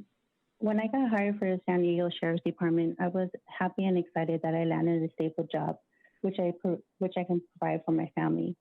I also noticed that the work ethics is held together with honesty, integrity, loyalty, trust, fairness, and diversity. I felt this is what makes us different from any other outside workplace. Therefore, I was puzzled when I heard the sheriff was exploring other options for outside contractors for medical services. I was overwhelmed by all these questions and concerns about my job, but not only mine, but my coworkers too. I have a few questions for the department, for the sheriff's department. Where is your honesty? Where are you? Were you going to notify us when changes were going to happen? Where is your integrity when you ensured us that our jobs were stable and secure during these rough times? Where is your loyalty to your employees that have been working for you for 20 plus years? Where is your trust? Can we trust you to make the right decisions for your employees and for the inmates' care? Where is your fairness? Do you think it's fair that we should worry about our livelihood? Where is your diversity? If you hire outside contractors, you will not have the unique employees that you have now who knows how to handle the environment and the encounters in a diversity workplace. These are the words we live and work by as a sheriff's employee. I just hope that the sheriff's department will do the same, not when making decisions on their employees in future and in inmates' life. Thank you. Thank you. Our next caller is 8990. Hello, I am Tiffany Rotnick. I'm the office assistant at Vista Sheriff and also a member of SEIU 221. I want to say that I am sorry that you guys are placed in this position to have so much pressure on you without notice. And I want to say just you are able to wait. That is a possibility, and it is something that you do have the authority to do. And this hasty decision should not be taken lightly. And the fact that you have been put in this position without accurate information is unfortunate. And I am sorry that this pressure is on you, and that I appreciate being a county employee. I really do. You guys have put me through pre-cancer treatments that allowed me to have my son. You guys have brought me through 4 years of counseling when I was a victim of domestic violence. It was a very short period. The county got me through it, only 6 months, but I went through 4 years of counseling, and you've provided a better life for me and my son. And because of that, I've been able to advocate for foster youth, be a part of the community, and a proud member of your staff. But I want to say, just wait. Wait on one. Say no today.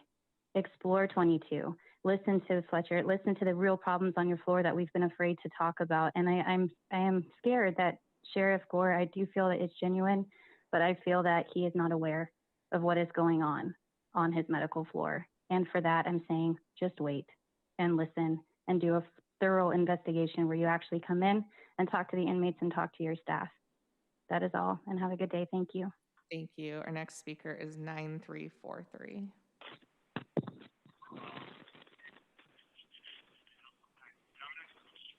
Hi, am I unmuted?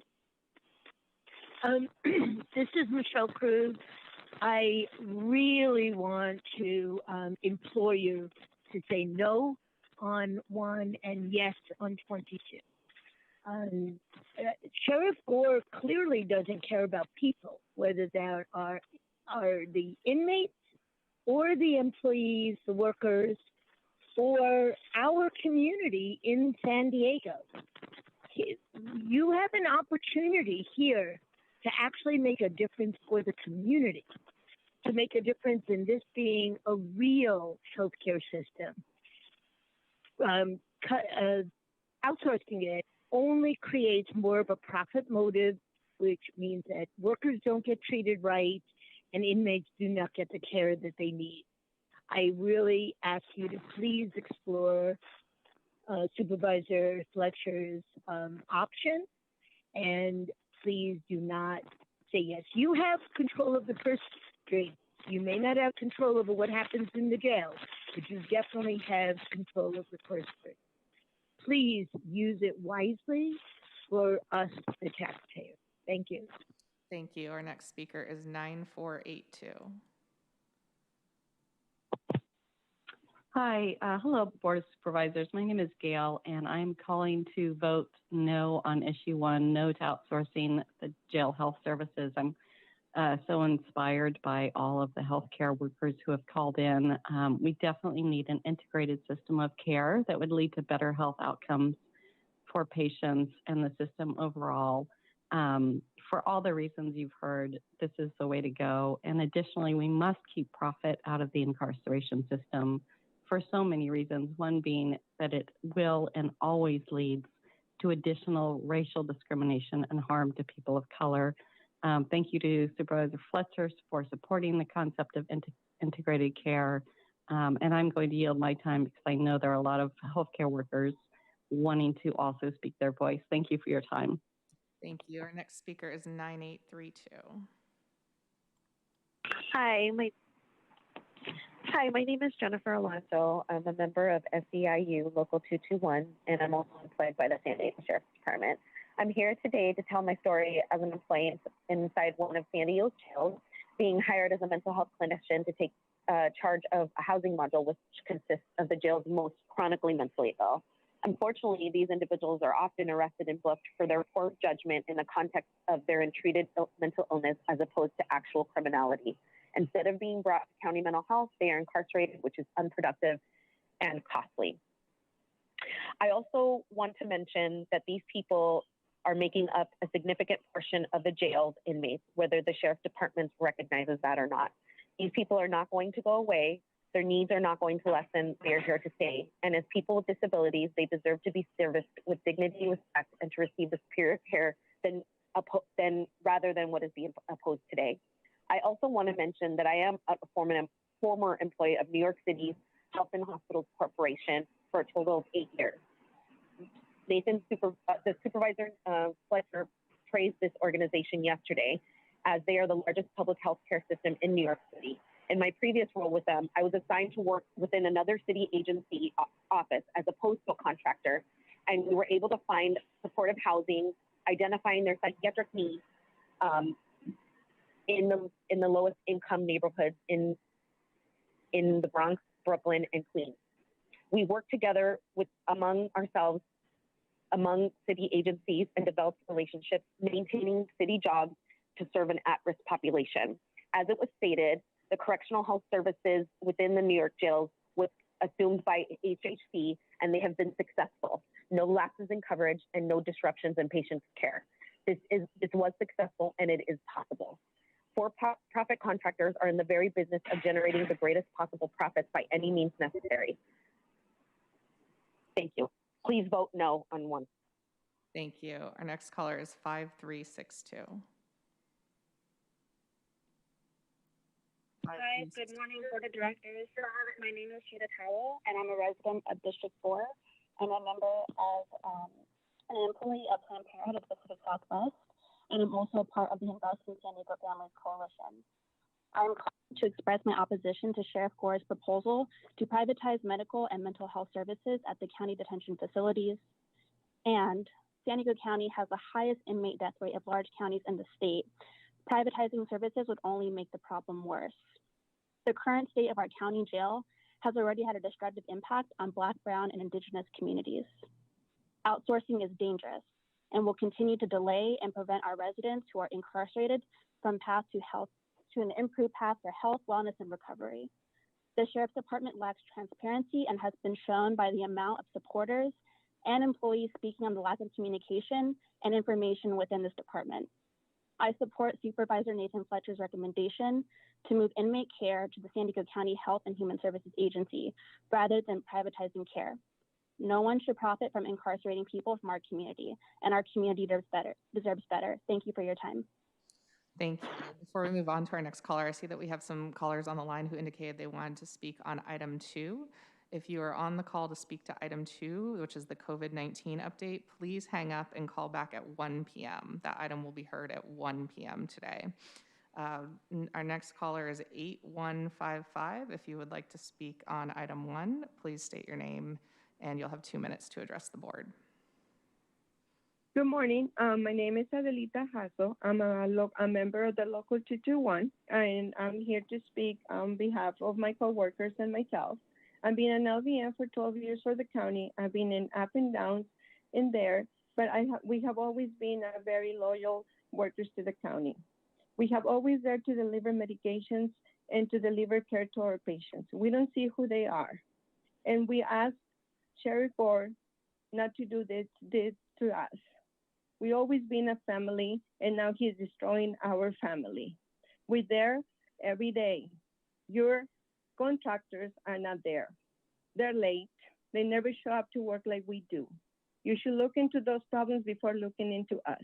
You should look, and like you said, we have done a great job. Well, keep us like this, and we will do even better than what we have done. We have always have room to improve. Please vote no on 1 and consider on number 22. Thank you. Thank you. Our next caller is 5715.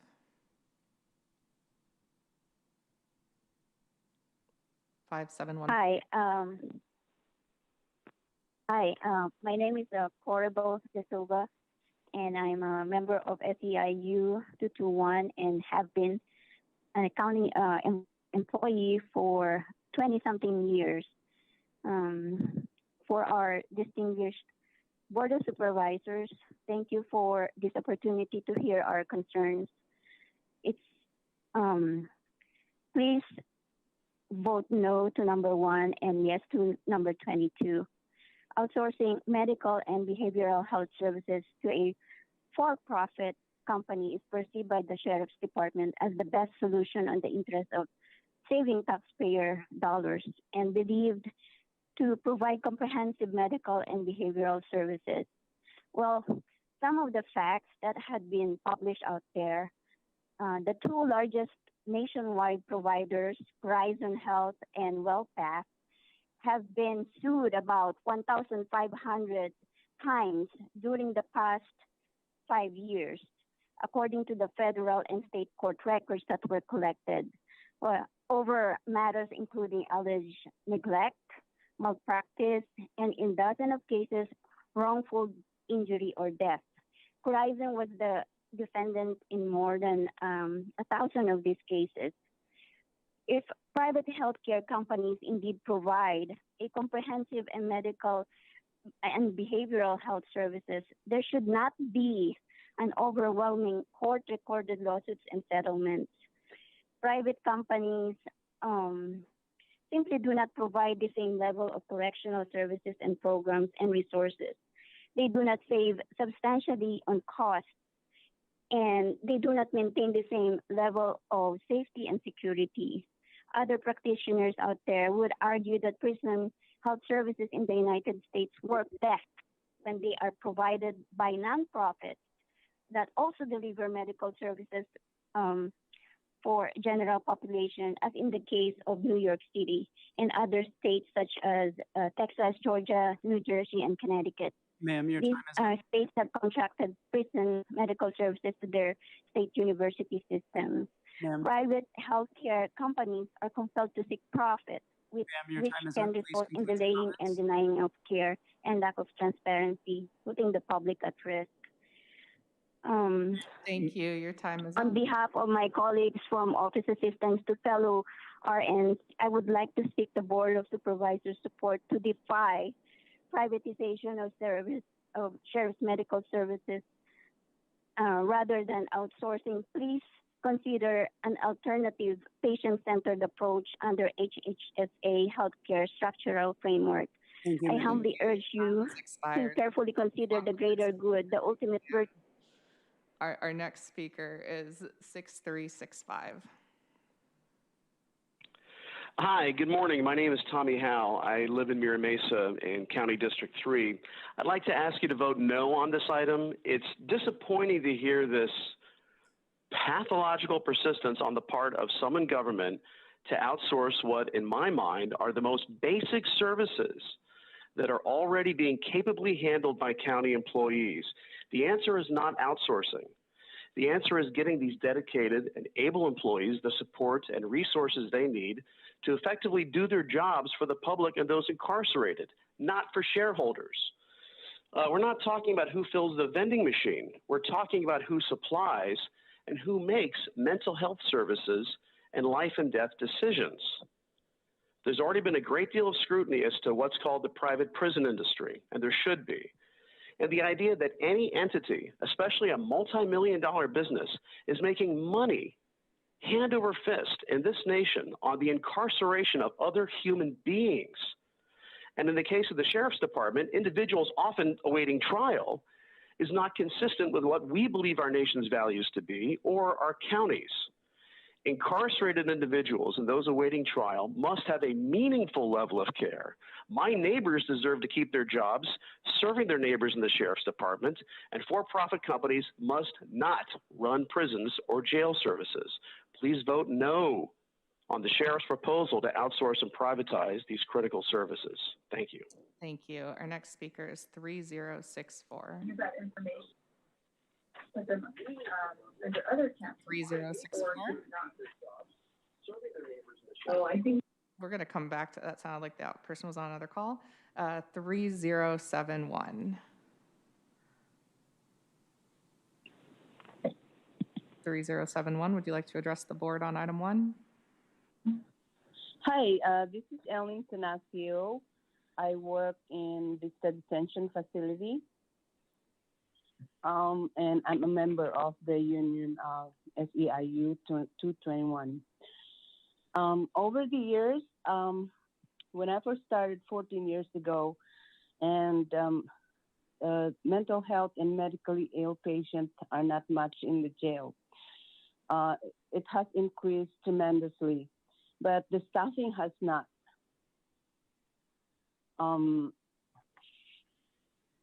Multiple tasks and assignments has been added, and the flexibility of every hardworking and dedicated workers has helped us perform those tasks. Yes, the mental and medical health workers in the jail are exceptional. So why outsource? Contracting out will result to inadequate medical care because contract workers will perform based on what's in their contract. And it's not, and you cannot demand more, just like what's being done right now. Currently, the mandatory overtime is overwhelming, and every staff that contributed or that come to work every day sacrifices their life with their families, to spend with their families. And so I'm asking you to please vote number 1 or no to outsourcing to help us continue the extremely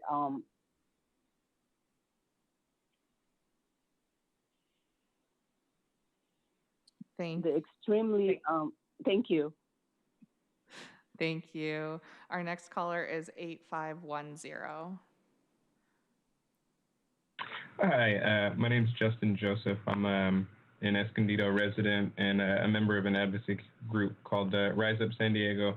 I'd like to first support the entirety of Supervisor Fletcher's statement about this item, as well as just the general sentiment across a lot of the callers that we should not be privatizing these types of services. I don't believe outsourcing well-paying union jobs to the lowest bidder who's motivated by profit will produce better outcomes for inmates. And it seems more of an attempt by the sheriff's office to shed responsibility than to provide valuable, effective services. I think the county should take responsibility and make changes that are necessary to meet or to implement an integrated system of care to meet the health and well-being goals we have for our inmates. That's all. Thank you. Our next caller is 8471. Mm-hmm. 8471, I think your device is muted. Hello, good morning. I am Yvonne Arce, and I am a local SEIU member and a registered nurse for 18 years. I'm strongly opposed to outsourcing to private for-profit organizations. These companies have been known to put at risk members of our community at even greater risk. Outsourcing is not good for patients, and it is not good for skilled and essential healthcare workers. We as a community need to put public safety first before profits. If the Sheriff's Department does not think it can effectively provide medical and behavioral health services to our justice-involved population, then it is time to pass on this responsibility to a county agency such as the HHSA that can put together a more integrated and coordinated approach to caring for the members of our community. I encourage you to please vote no on item 1 and yes on item 22. Thank you for your time. Thank you. Our next caller is 6020.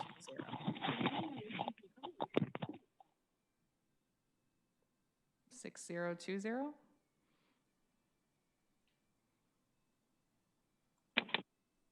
We will move on to 2094.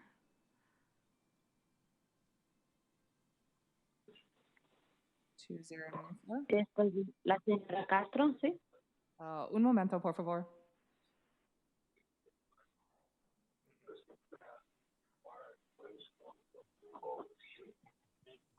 ¿Me escucha? Sí. Ok, adelante. Nada más le pido que tome descansitos para que le pueda traducir. Claro que sí. Adelante. ¿Dice que tome descanso? Sí, no, pero adelante. Estoy llamando porque quiero que mi voz sea escuchada para lo de la propuesta. I'm calling because I want my voice to be heard on the proposal.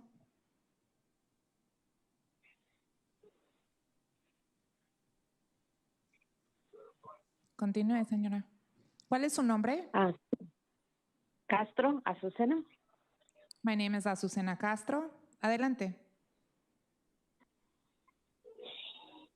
Y que tengo una familia de 5 personas en mi casa. I have a family of 5 people in my home.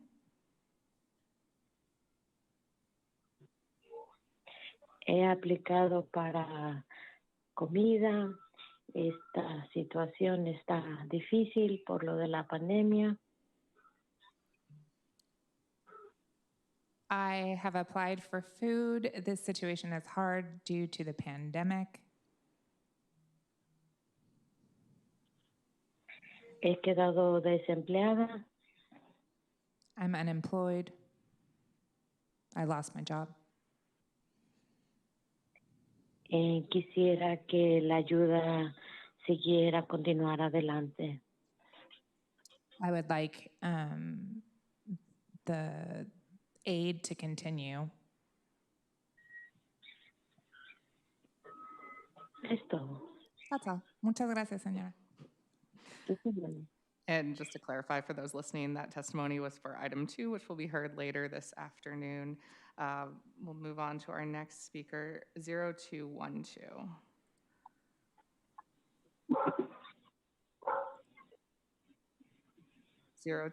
Would you like to address the board on item 1?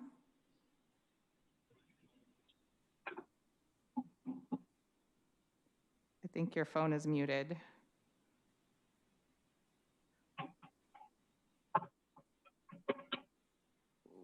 We will go on to 3064.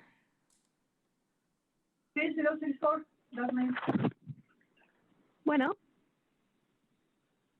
Buenos días. Bueno. Habla para el... Hi, good morning. Good morning. Yes.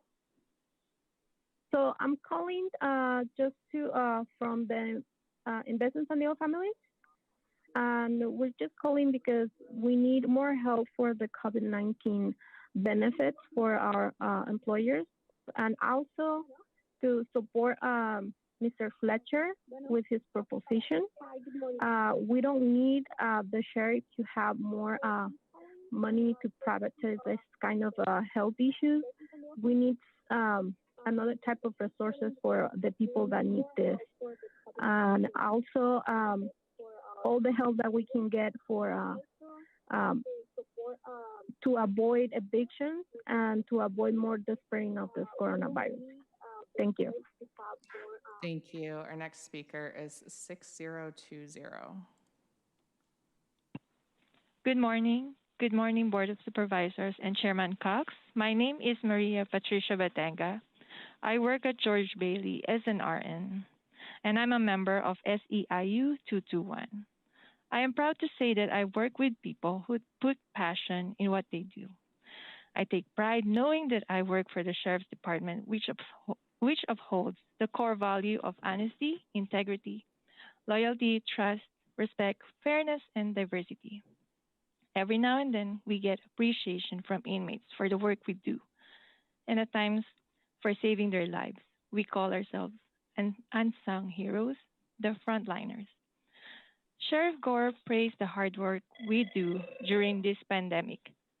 We work nonstop, we work overtime, we lost family time, we go home tired, yet we still come to work to provide exceptional and quality care because we want to keep our inmate population safe. In May, Sheriff Gore sent us an email assuring us that the county is financially stable and that our jobs and pensions are secured. But on June 19, our union informed us that the department has decided to explore to outsource the medical and behavioral service. Why? Because they want to be NCCHS certified. I know two reasons why we cannot be accredited. One, there's not enough staff, and the building is not built for it. In my opinion, it is a bold ambition. His solution is to outsource employees to for-profit health companies. How can one person be sure that he will get top quality care for these companies? We providers have sacrificed so much for this job to keep the public safe and protected, and yet this is the reward we get in return. We feel betrayed, our anxiety is high, our morals are low. You will lose nurses who work with passion and dedication. I, speaking in behalf of my colleagues, the correctional nurses, who were once proud to work in this organization. Please keep us, keep the 300 employees. Please vote no to item number 1 and yes to item 22. Supervisor Fletcher, thank you for your faith and support in us. That's all. Thank you. Our next speaker is 0212. 0212, would you like to address the board on item 1? If not, we'll try 6020.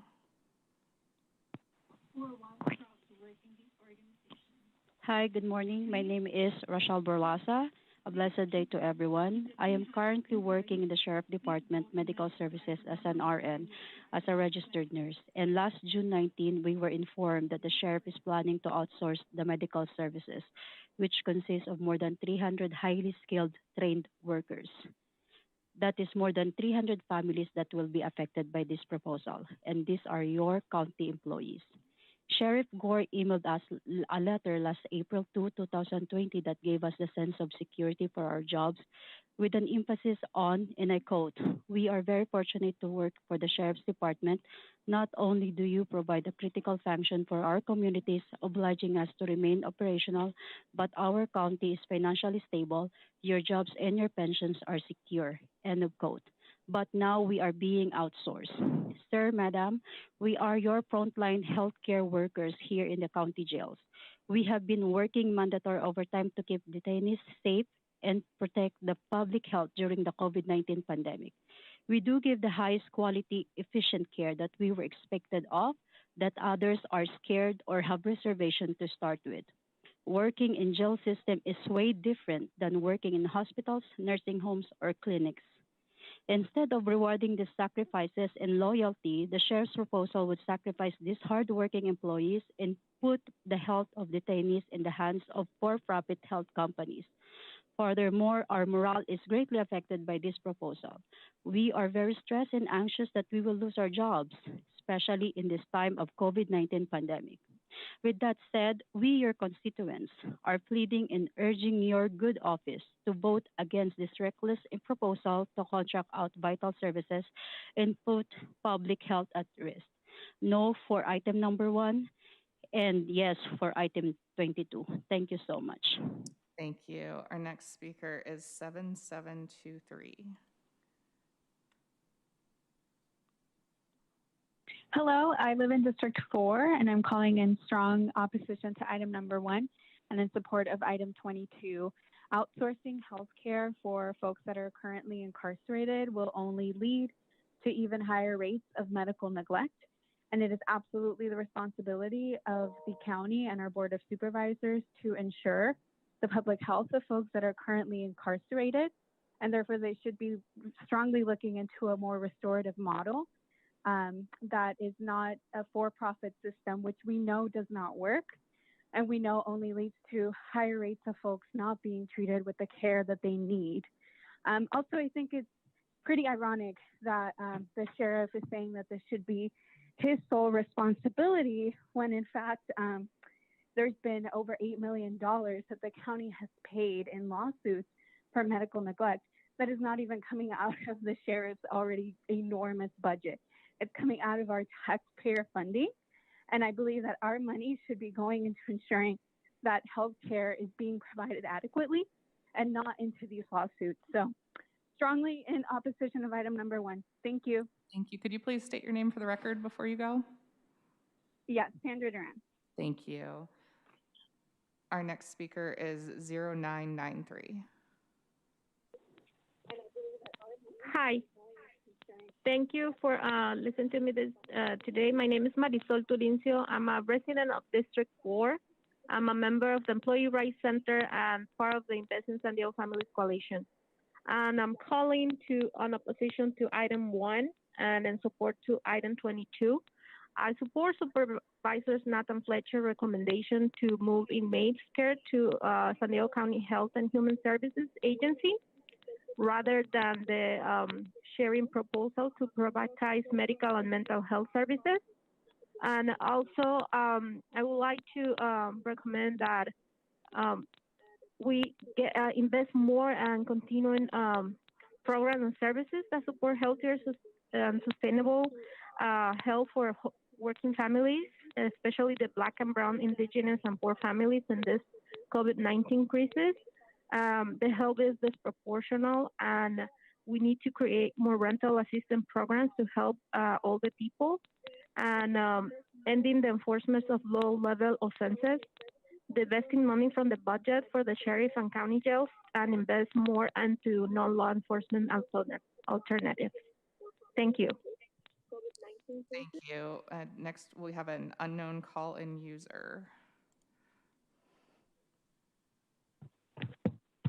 Hi, my name is Elena June. I work for CARE San Diego, and I'm also from District 5.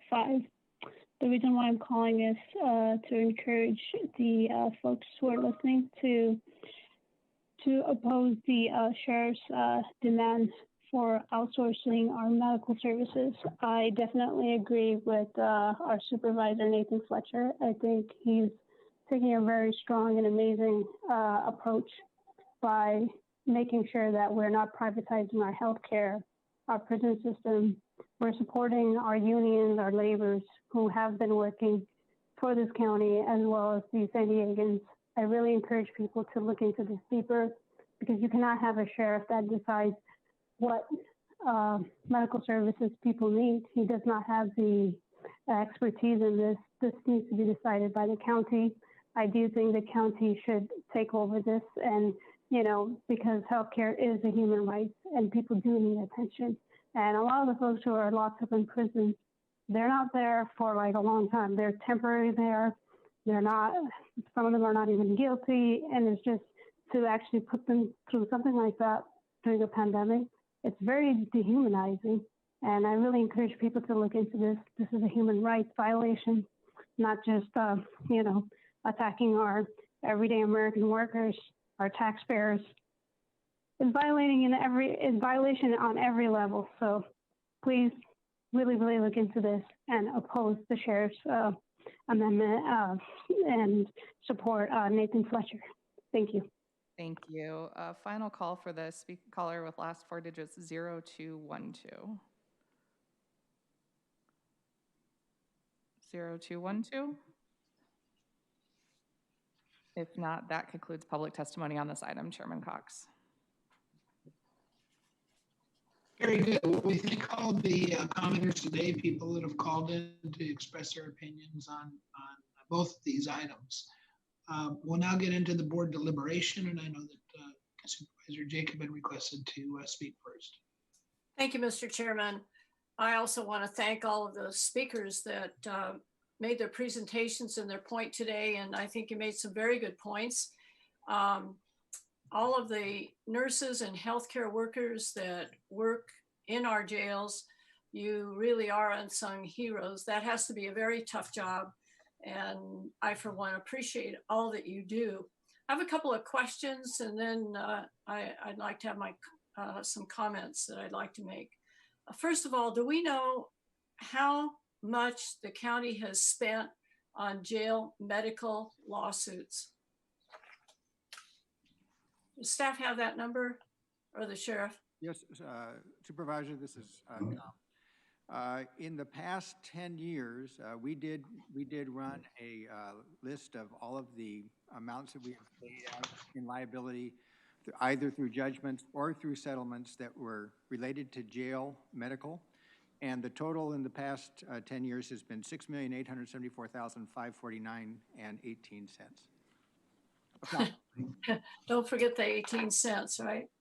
And I know there's been some experience in other counties. As I understand, over half of the counties in the state of California do outsource jail medical. The sheriff, I should say, does do that.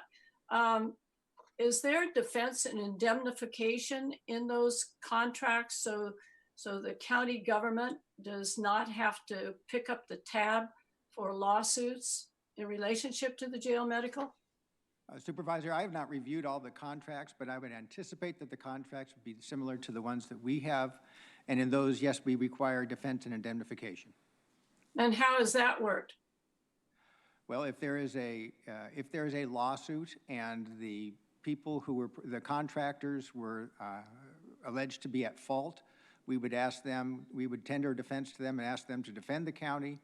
And then if there was any kind of a judgment or settlement, we would expect them to be indemnifying the county. So does that mean that the contractor would be responsible for paying the cost if the lawsuit is against the jail medical or the county? That is correct. They pick up the tab for that, not county government. Is that right? That is correct. Thank you. So another question, and it came up in talking to some of the nurses that serve in our jails, is if in the case of an outsourced jail medical system, how does the authority within the jail work? In other words, who's in charge? Is it the medical provider? Is it the sheriff? Who provides the oversight? I believe that would probably be a question better answered by the sheriff. Just leave that to him. Thank you, Supervisor Jacob. I think that would be the details we would work out if we do enter into some type of a contract. I think you point out that most of the hospitals in San Diego County are not run by doctors, they're run by lay people, but obviously in collaboration and cooperation with the medical professionals, and that's the way I would expect if we did outsource this. That's the arrangement we would have. I think it's important to note that this proposal, agenda item number 1 today, is not a proposal to outsource. It's a proposal to look and see what system I can develop or look at to provide the best medical and mental health care to the inmates in my custody. That very well might be what I've got right now. It very well might be a proposal that comes forth from Health and Human Services. It might be something from a private vendor. That's what I want to explore. And I think where I have 22 outsourced contracts right now, I'd be negligent if I didn't look at alternatives. Thank you, Sheriff. Another question. Is there currently, in your opinion, a conflict in the jails between the nurses and the deputies when it comes to a medical decision in terms of the delivery of service to the inmate? Is there a conflict there? And I heard a lot of comments this morning to that effect. All I can say is we've gone through all of our policies and procedures and made it clear that we have doctors that oversee medical decisions. We have a registered nurse that oversees the nursing decisions. But we do have sworn staff that have to, the only medical issue they would be involved in as first responders to a person down in a jail cell, or to assure security when we bring nurses in to aid, to render aid to a fallen inmate. But our policies and procedures are clear that medical decisions are made by medical personnel. To say that's never happened, I don't know. I'm just telling you what our policies and procedures clearly state. Thank you. Thank you. I appreciate that. My comments, and then I'll try a motion.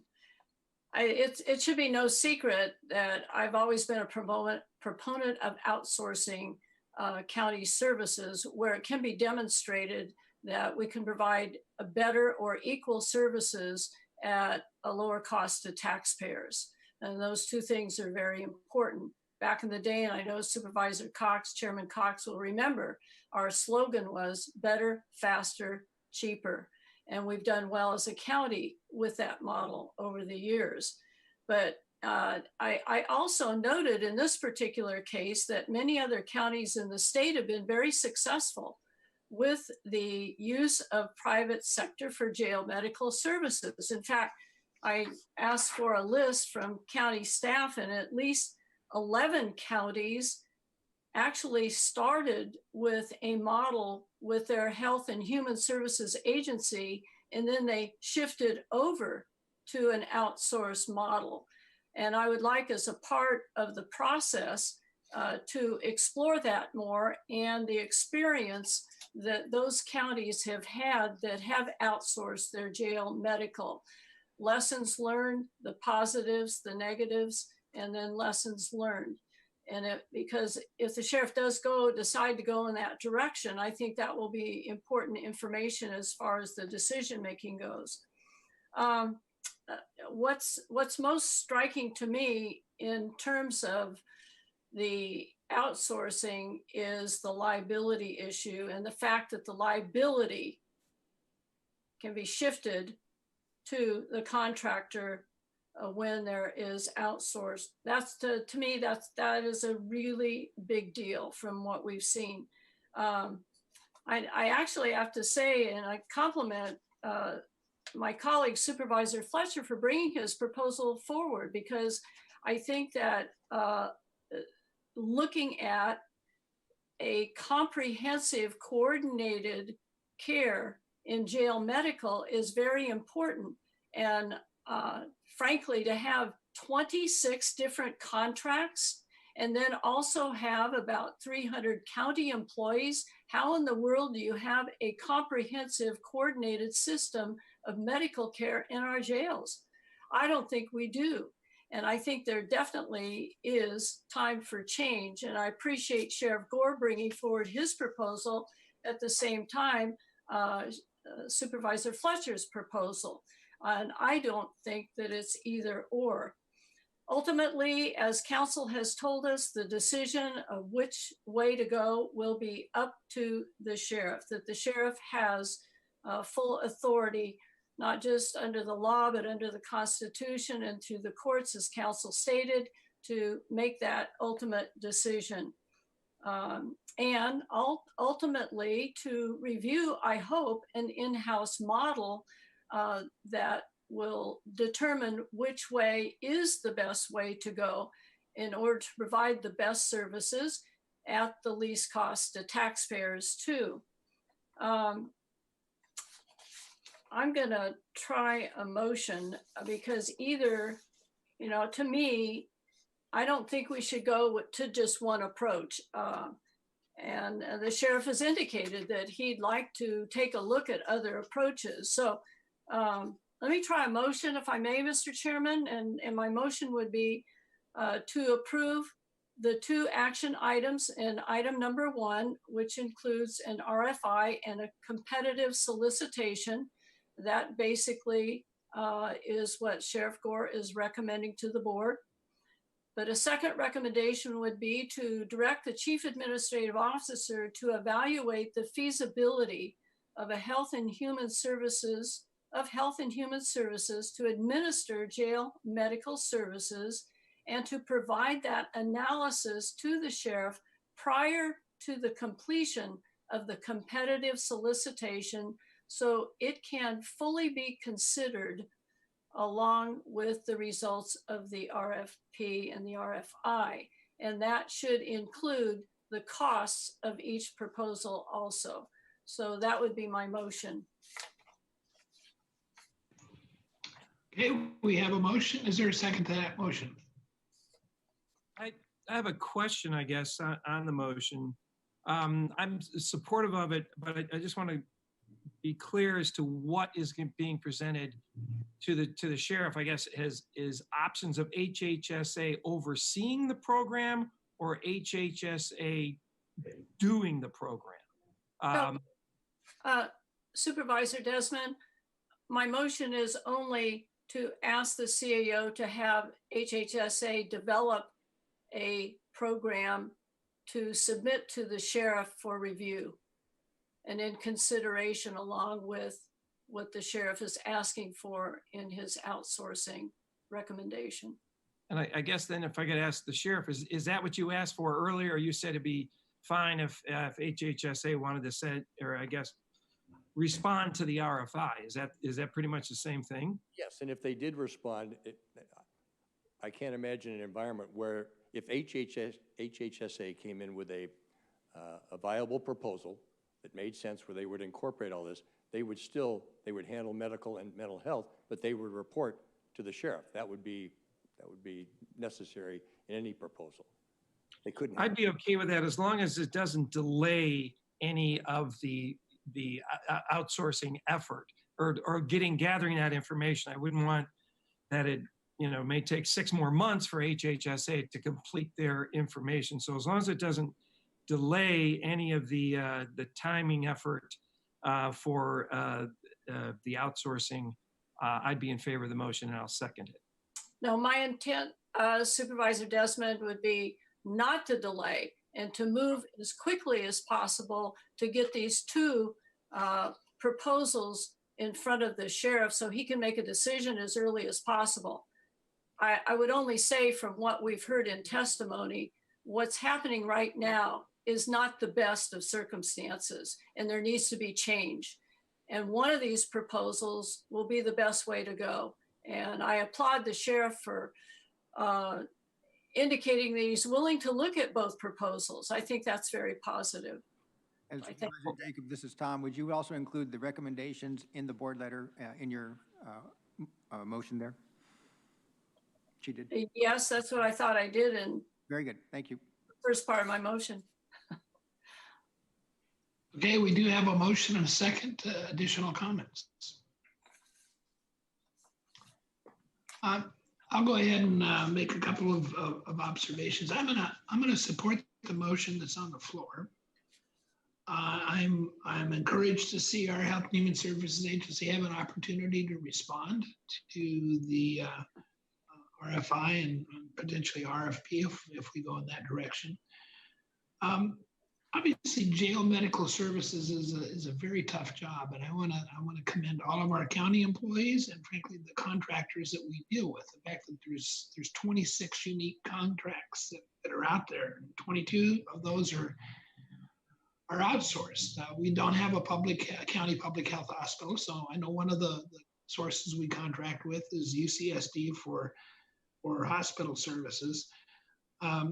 But I think what we have right now is a system that really is too bifurcated. In other words, every time we have a closed session, later today we have a closed session. Well, 3 of those items on the closed session out of the 6 action items are dealing with jail services. And it's because in my opinion, it's because it's such a bifurcated system. I want a 1 point of clarification. I think our county council, maybe I misheard what he said in regards to the settlements that we've paid out. I thought he said 6.8 million, but that's as I understand it, that's an average per year over the last 5 years. So it's a fairly expensive item. And if I'm wrong on that, maybe county council can correct me, but I know we've had some rather large settlements over the last few years that we've had to pay out. Am I misinterpreting that, Mr. Montgomery? The total paid out in the last 10 years was that number, $6.8 million. But that's per year. No, that is the total paid out in the last 10 years. There is, but that is what we have totally paid. There is one case that is up on appeal that you may be thinking of that was a larger amount, but we have not paid that out yet because it's still on appeal. Well, when I'm looking at this chart, which I think came from your office, it shows settlements paid in 2015-16 is 7.6 million, 2016-17, 10 million, 1.9 million, 17-18, 8 million, and 2019, and 6.5 in 2020, and then it says 5-year average 6.8 million. Yeah, well, the list that I'm looking is just those that are related to jail medical. So that may be a combined list that you are looking at. Okay. Well, the bottom line is, I think the motion before us gives us the most options. Clearly, the operations of jails have changed significantly over the last few years. Since 2011, we now have people that are not here for a year or less like we used to, and they'd be transferred if they were adjudicated be found guilty. If they had a term of a year or more, they'd go to a state prison. If it was a year or less, they'd stay in the county jail. Well, the population has changed significantly. We have now people that are have been adjudicated and in our jail system for 10, 15 years or more. And with that comes a lot of chronic conditions that we never had to deal with before, and long-term care conditions that we have to provide good quality health care for. The other thing that I think is undeniable is our county jail, like most county jails across the United States, is the largest provider of behavioral health services. And that's not something any of us should be proud of. We need to do a much better job in looking at alternatives. And I think through the suggestions of all my colleagues on the board, we're now, in fact, a later item on the agenda is dealing with creating a crisis stabilization unit in South County. I know we have some in North County, and we're working to really have a very integrated behavioral health system. I would hope that as we move forward with this, that no matter what decision is ultimately be made, that we make sure that there's a warm handoff. If it's Health and Human Services Agency ultimately gets the opportunity to provide all of these services, that's great. If it's an outside contractor, and I would point out, I think 34 of the 58 counties in California do contract with outside sources to provide these types of services, that there be a good coordination between our behavioral health department and our county jail system. I think that's an area where we need to have significant improvement, so we don't have this revolving door of people coming into jail, getting out, and then coming right back in. Nothing is litigation free, as we all know. It's pretty easy to file a lawsuit. I know one of the examples that was talked about was Alameda County that's being sued right now. Ironically, they're being sued on behavioral health issues, which are not provided by the outside contractor. It's actually provided by the County of Alameda and the Alameda Behavioral Health System. And so, obviously, nobody is immune from litigation. And in that case, it's not even the private sector contractor that's being sued, it's the County of Alameda. I just bring that out to point out that litigation is pretty easy to file. It's expensive if you lose. And one of the potential advantages of contracting this out is having somebody that would be responsible for, litigation costs and be responsible to integrate all those services together. To me, the goal is not to put county employees out of work. the goal is not to save money. In fact, my guess is that at the end of this result, whichever direction the county ultimately goes, whether it's with an outside contractor or if it's our Health and Human Services agency, it's going to cost us more money. We're going to have to put more money into providing these types of services to the people that end up in our county jail. Not because it shouldn't be a financial decision. It should be providing the best quality care that we can, given the fact that we have responsibilities for these individuals until they either complete their sentence or they're adjudicated in our court system. So I'm going to support the motion that's before us, and I know that I believe Supervisor Fletcher would like to go ahead and comment this time. I have a quick question, two quick questions for County Council. Council, did the dollar amount you provide include any lawsuits or payouts related to suicides or overdoses in our jail? I would expect that they would. Yes, I'm seeing some. I'm not seeing amounts on it. I'm seeing lack of medical care. There were yes, there are cases that involve suicide as well. Okay, so the totality over a 10-year period that all we paid out related to the jails is the $6 million? For lack of medical care. That's only talking about lack of medical care. That would not include necessarily excessive force if it didn't involve a medical care issue. Okay. Second question, you alluded to the indemnification issue. In your experience in your time as county council, have you ever encountered a situation where providers who worked for companies that contractually agreed to defend and indemnify the county refused to do so? Yes, we have had that. We have had that circumstance occur. There have been times when we've actually filed actions to require them to indemnify us and to defend us. We have had those circumstances. We try to negotiate to make sure that they don't happen, but they have occurred. Thank you.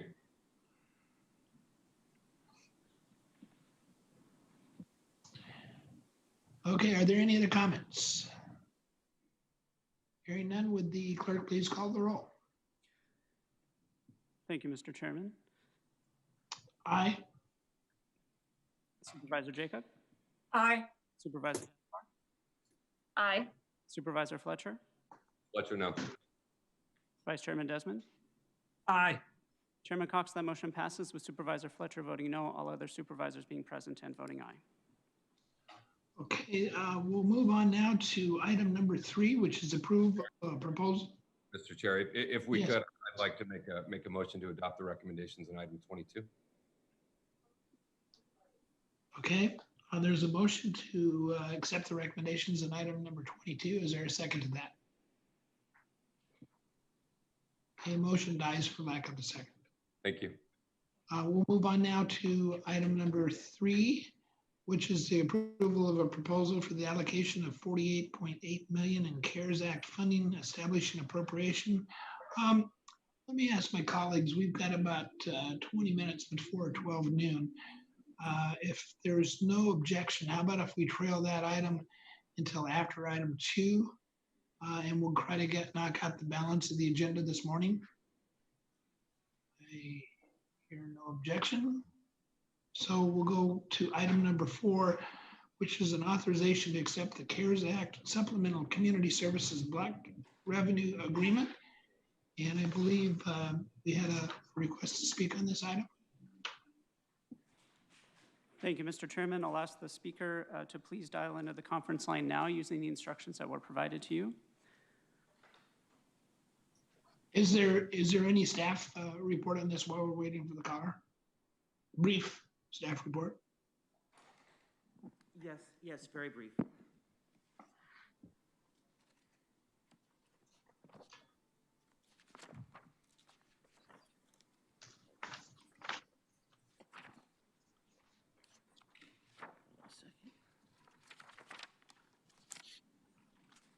That's very brief.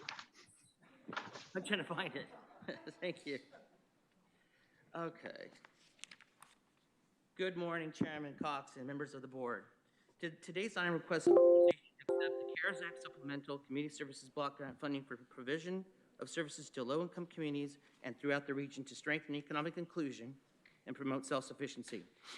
Per the current approved 2-year community action plan, as a designated community action agency for the region, HSA's Community Action Partnership, CAP, receives an annual allocation of Community Services Block Grant, CSBG, funding to administer programs that increase economic security for individuals and families and support civic engagement in low-income communities. To be eligible for CSBG, agency must develop a 2-year service plan demonstrating how they will use their CSBG dollars. The current plan was approved by your board on June 25th, 2019. The CARES Act included $1 billion of supplemental CSBG funding for community action agencies to carry out activities for the reduction of poverty and the revitalization and empowerment of low-income communities. Locally, San Diego will be receiving approximately $4.6 million in supplemental CSBG funding to be spent between March 27, 2020 through May 31, 2020. These funds will be incorporated in the CAP program in the already approved 2-year plan. A total of $2.75 million of CSBG CARES funds will be used to continue these programs shown here on the screen over the next 2 fiscal years. They will be modified to address the specific needs of the community due to the pandemic, such as unemployment, economic hardships, and loss of social supports. To address the more immediate and emergency needs of our communities, $1.85 million of the CSBG CARES fund will be used to service enhancements, also shown on the screen. Today's action requests the board accept approximately $4.6 million of CARES Act supplemental CSG funding from the California Department of Community Service and Development from March 27, 2020 through May 31, 2022 to fund local programs that increase economic security for individuals and families and support civic engagement to low-income communities. Thank you for the opportunity to speak to this item. This concludes the presentation, and we're available for any questions. Are there any questions for staff? I would move the Chief Administrator's recommendation to approve. Second. All right, and we do have one speaker now. Why don't we go ahead and call them up and they can speak to the motion. Thank you, Mr. Chairman. Also note for the record that we received 3 e-comments on this item. We'll go ahead and call forward the speaker, and you'll have 2 minutes to address the board, and please state your name for the audio record. Yes, thank you. 3184. Hello, my name is Janice, and my husband and I own one single restaurant in Carmel Valley. It's been in the same location for 29 years. We survived the 2008 market crash, 9/11 in 2001, and COVID is worse than both of those combined. We deeply appreciate being considered for this grant and ask that you give special consideration to restaurants, because if you did not know, the average restaurant makes 5 to 8% profit in the best of times, which is a tight margin, tighter than the average business. When sales plummet and you can no longer hit your break-even point, it doesn't take a math whiz to see that restaurants will soon go out of business.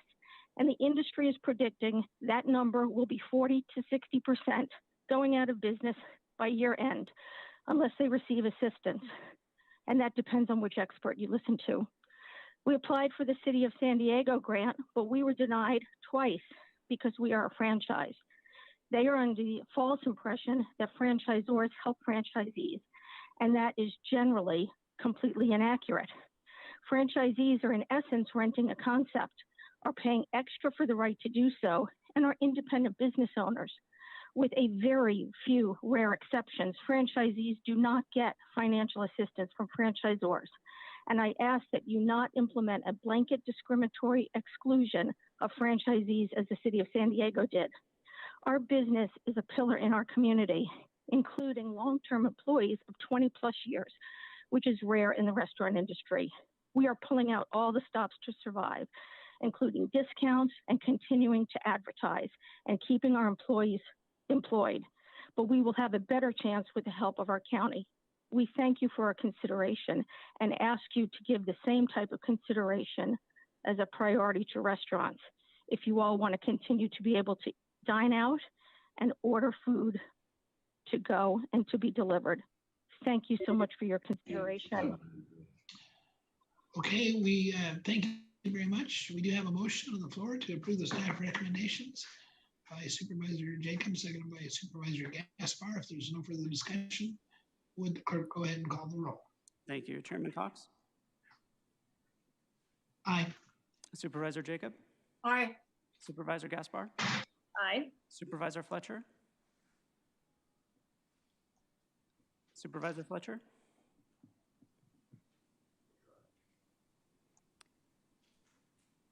Vice Chairman Desmond? Aye. Chairman Cox, that motion passes with all supervisors who are present voting aye. Okay, we'll move on to item number 5, which is the authorization of a single source procurement with Prime. And I'm going to ask Dr. Luke if he can do a very, very brief presentation on this, if he's available.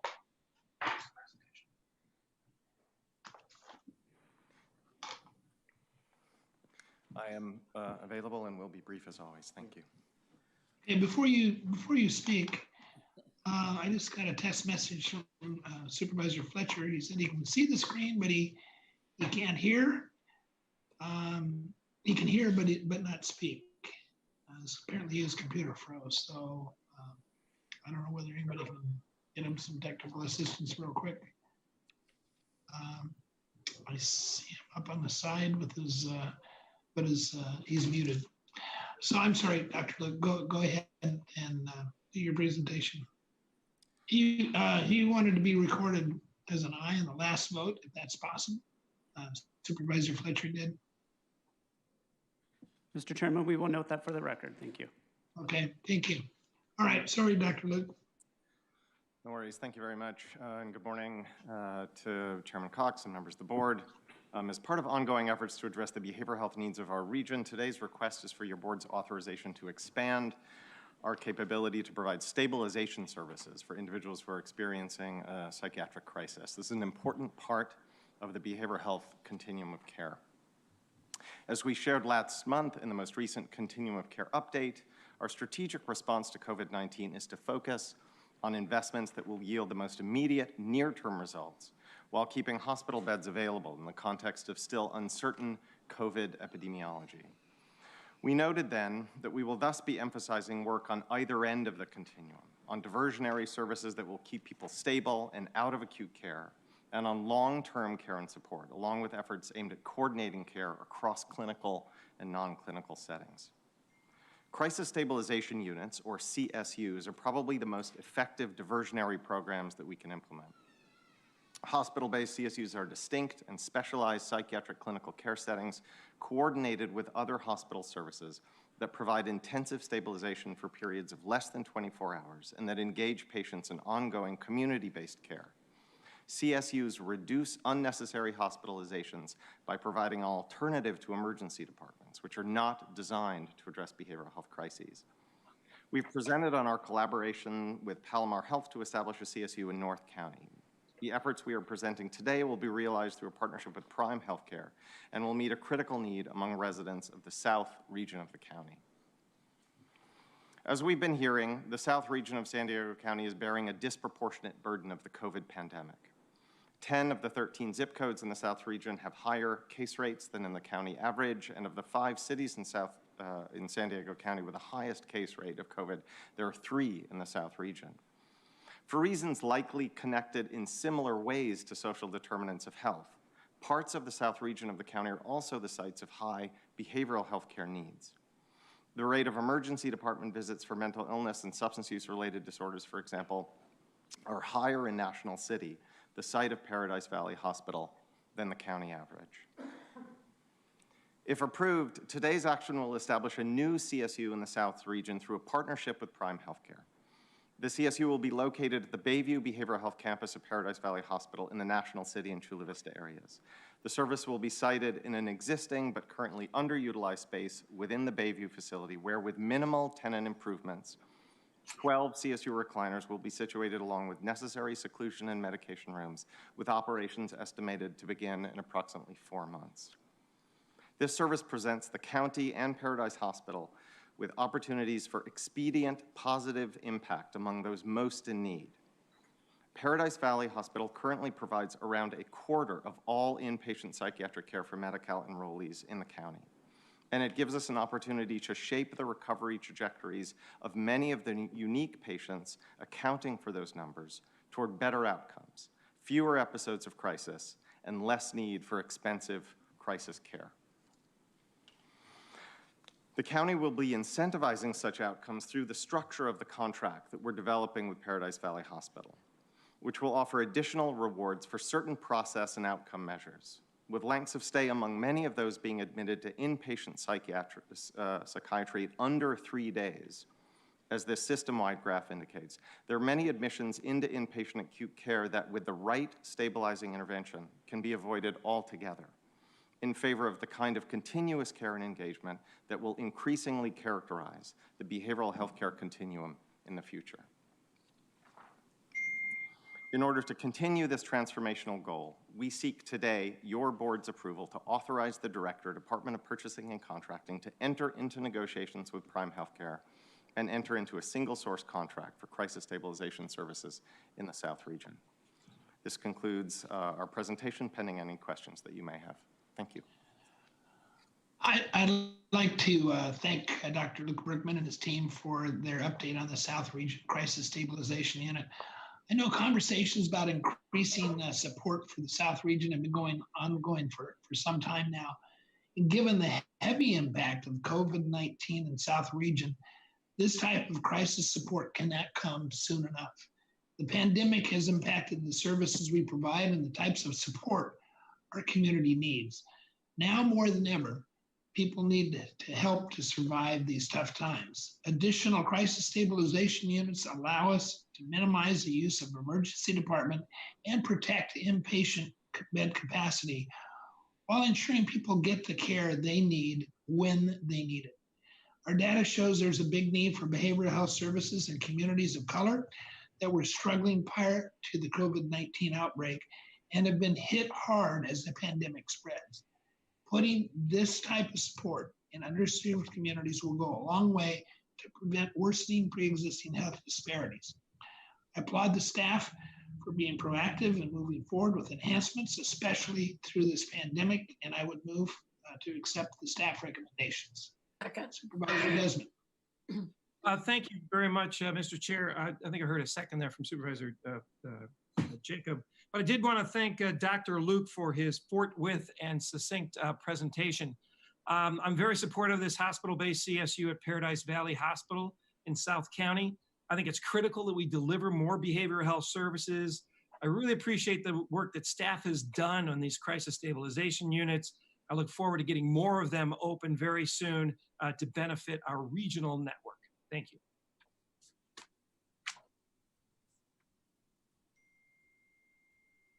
Oh, Mr. Chairman. Yeah, Supervisor Jacob, you seconded the motion? I did. Just to make a couple of brief comments. I'm really pleased to see this item before the board today. It was just 1.5 years ago that I touched on the need for these crisis stabilization units during my 2019 State of the County address.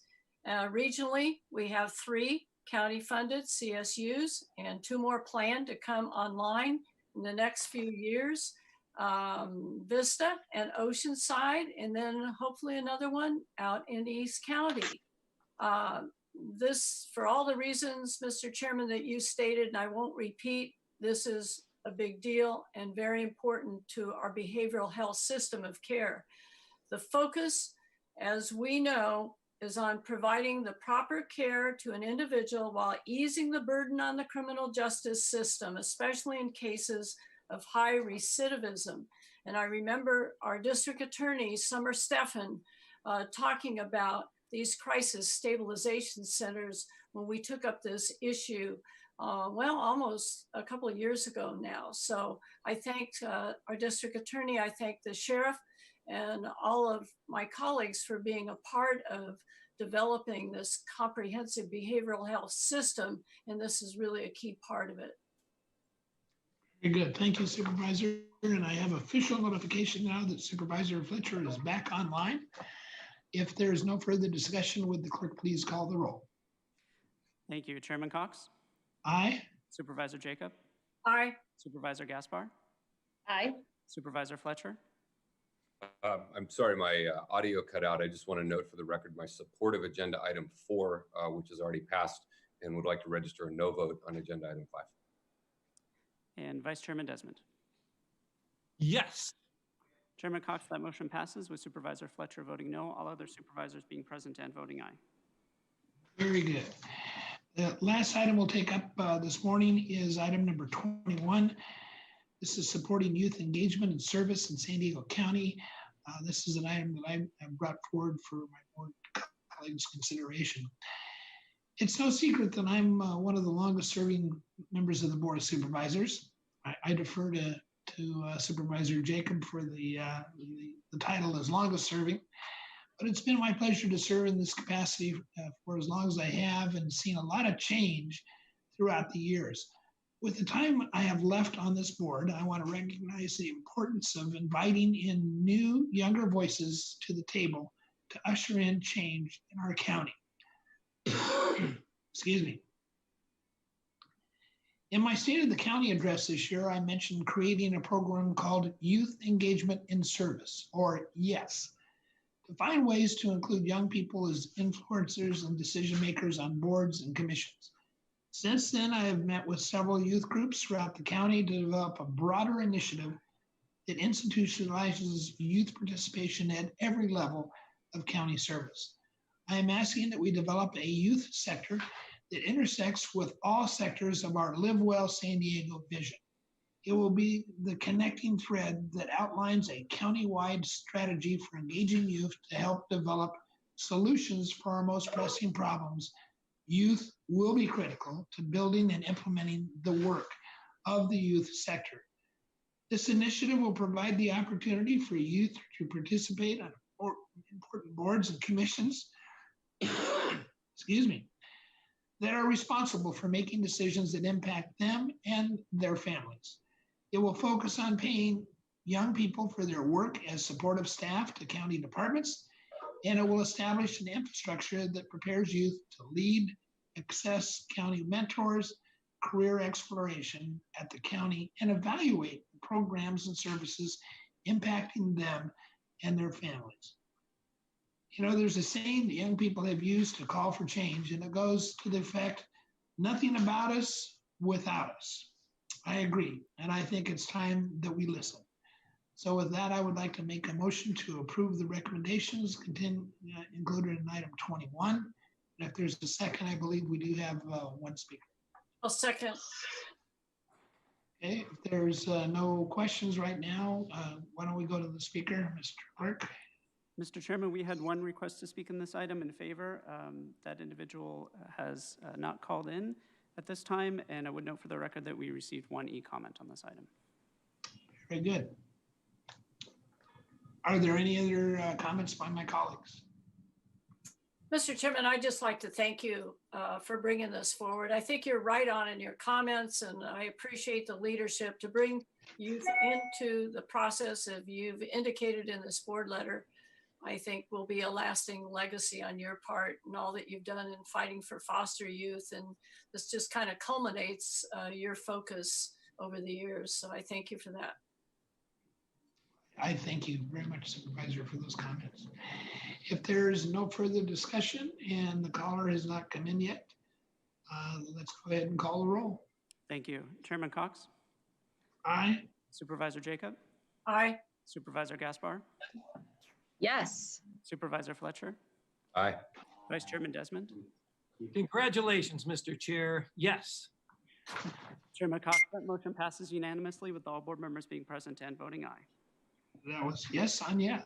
I appreciate that. We will stand adjourned until 1 p.m., at which time we will come back and we will deal first with item number 2, and then we will follow up with item number 3, and then we'll proceed to closed session where we have, I think, 6 items to take action on, and then we have 2 employee evaluations. So we're going to try to get all of that done this afternoon.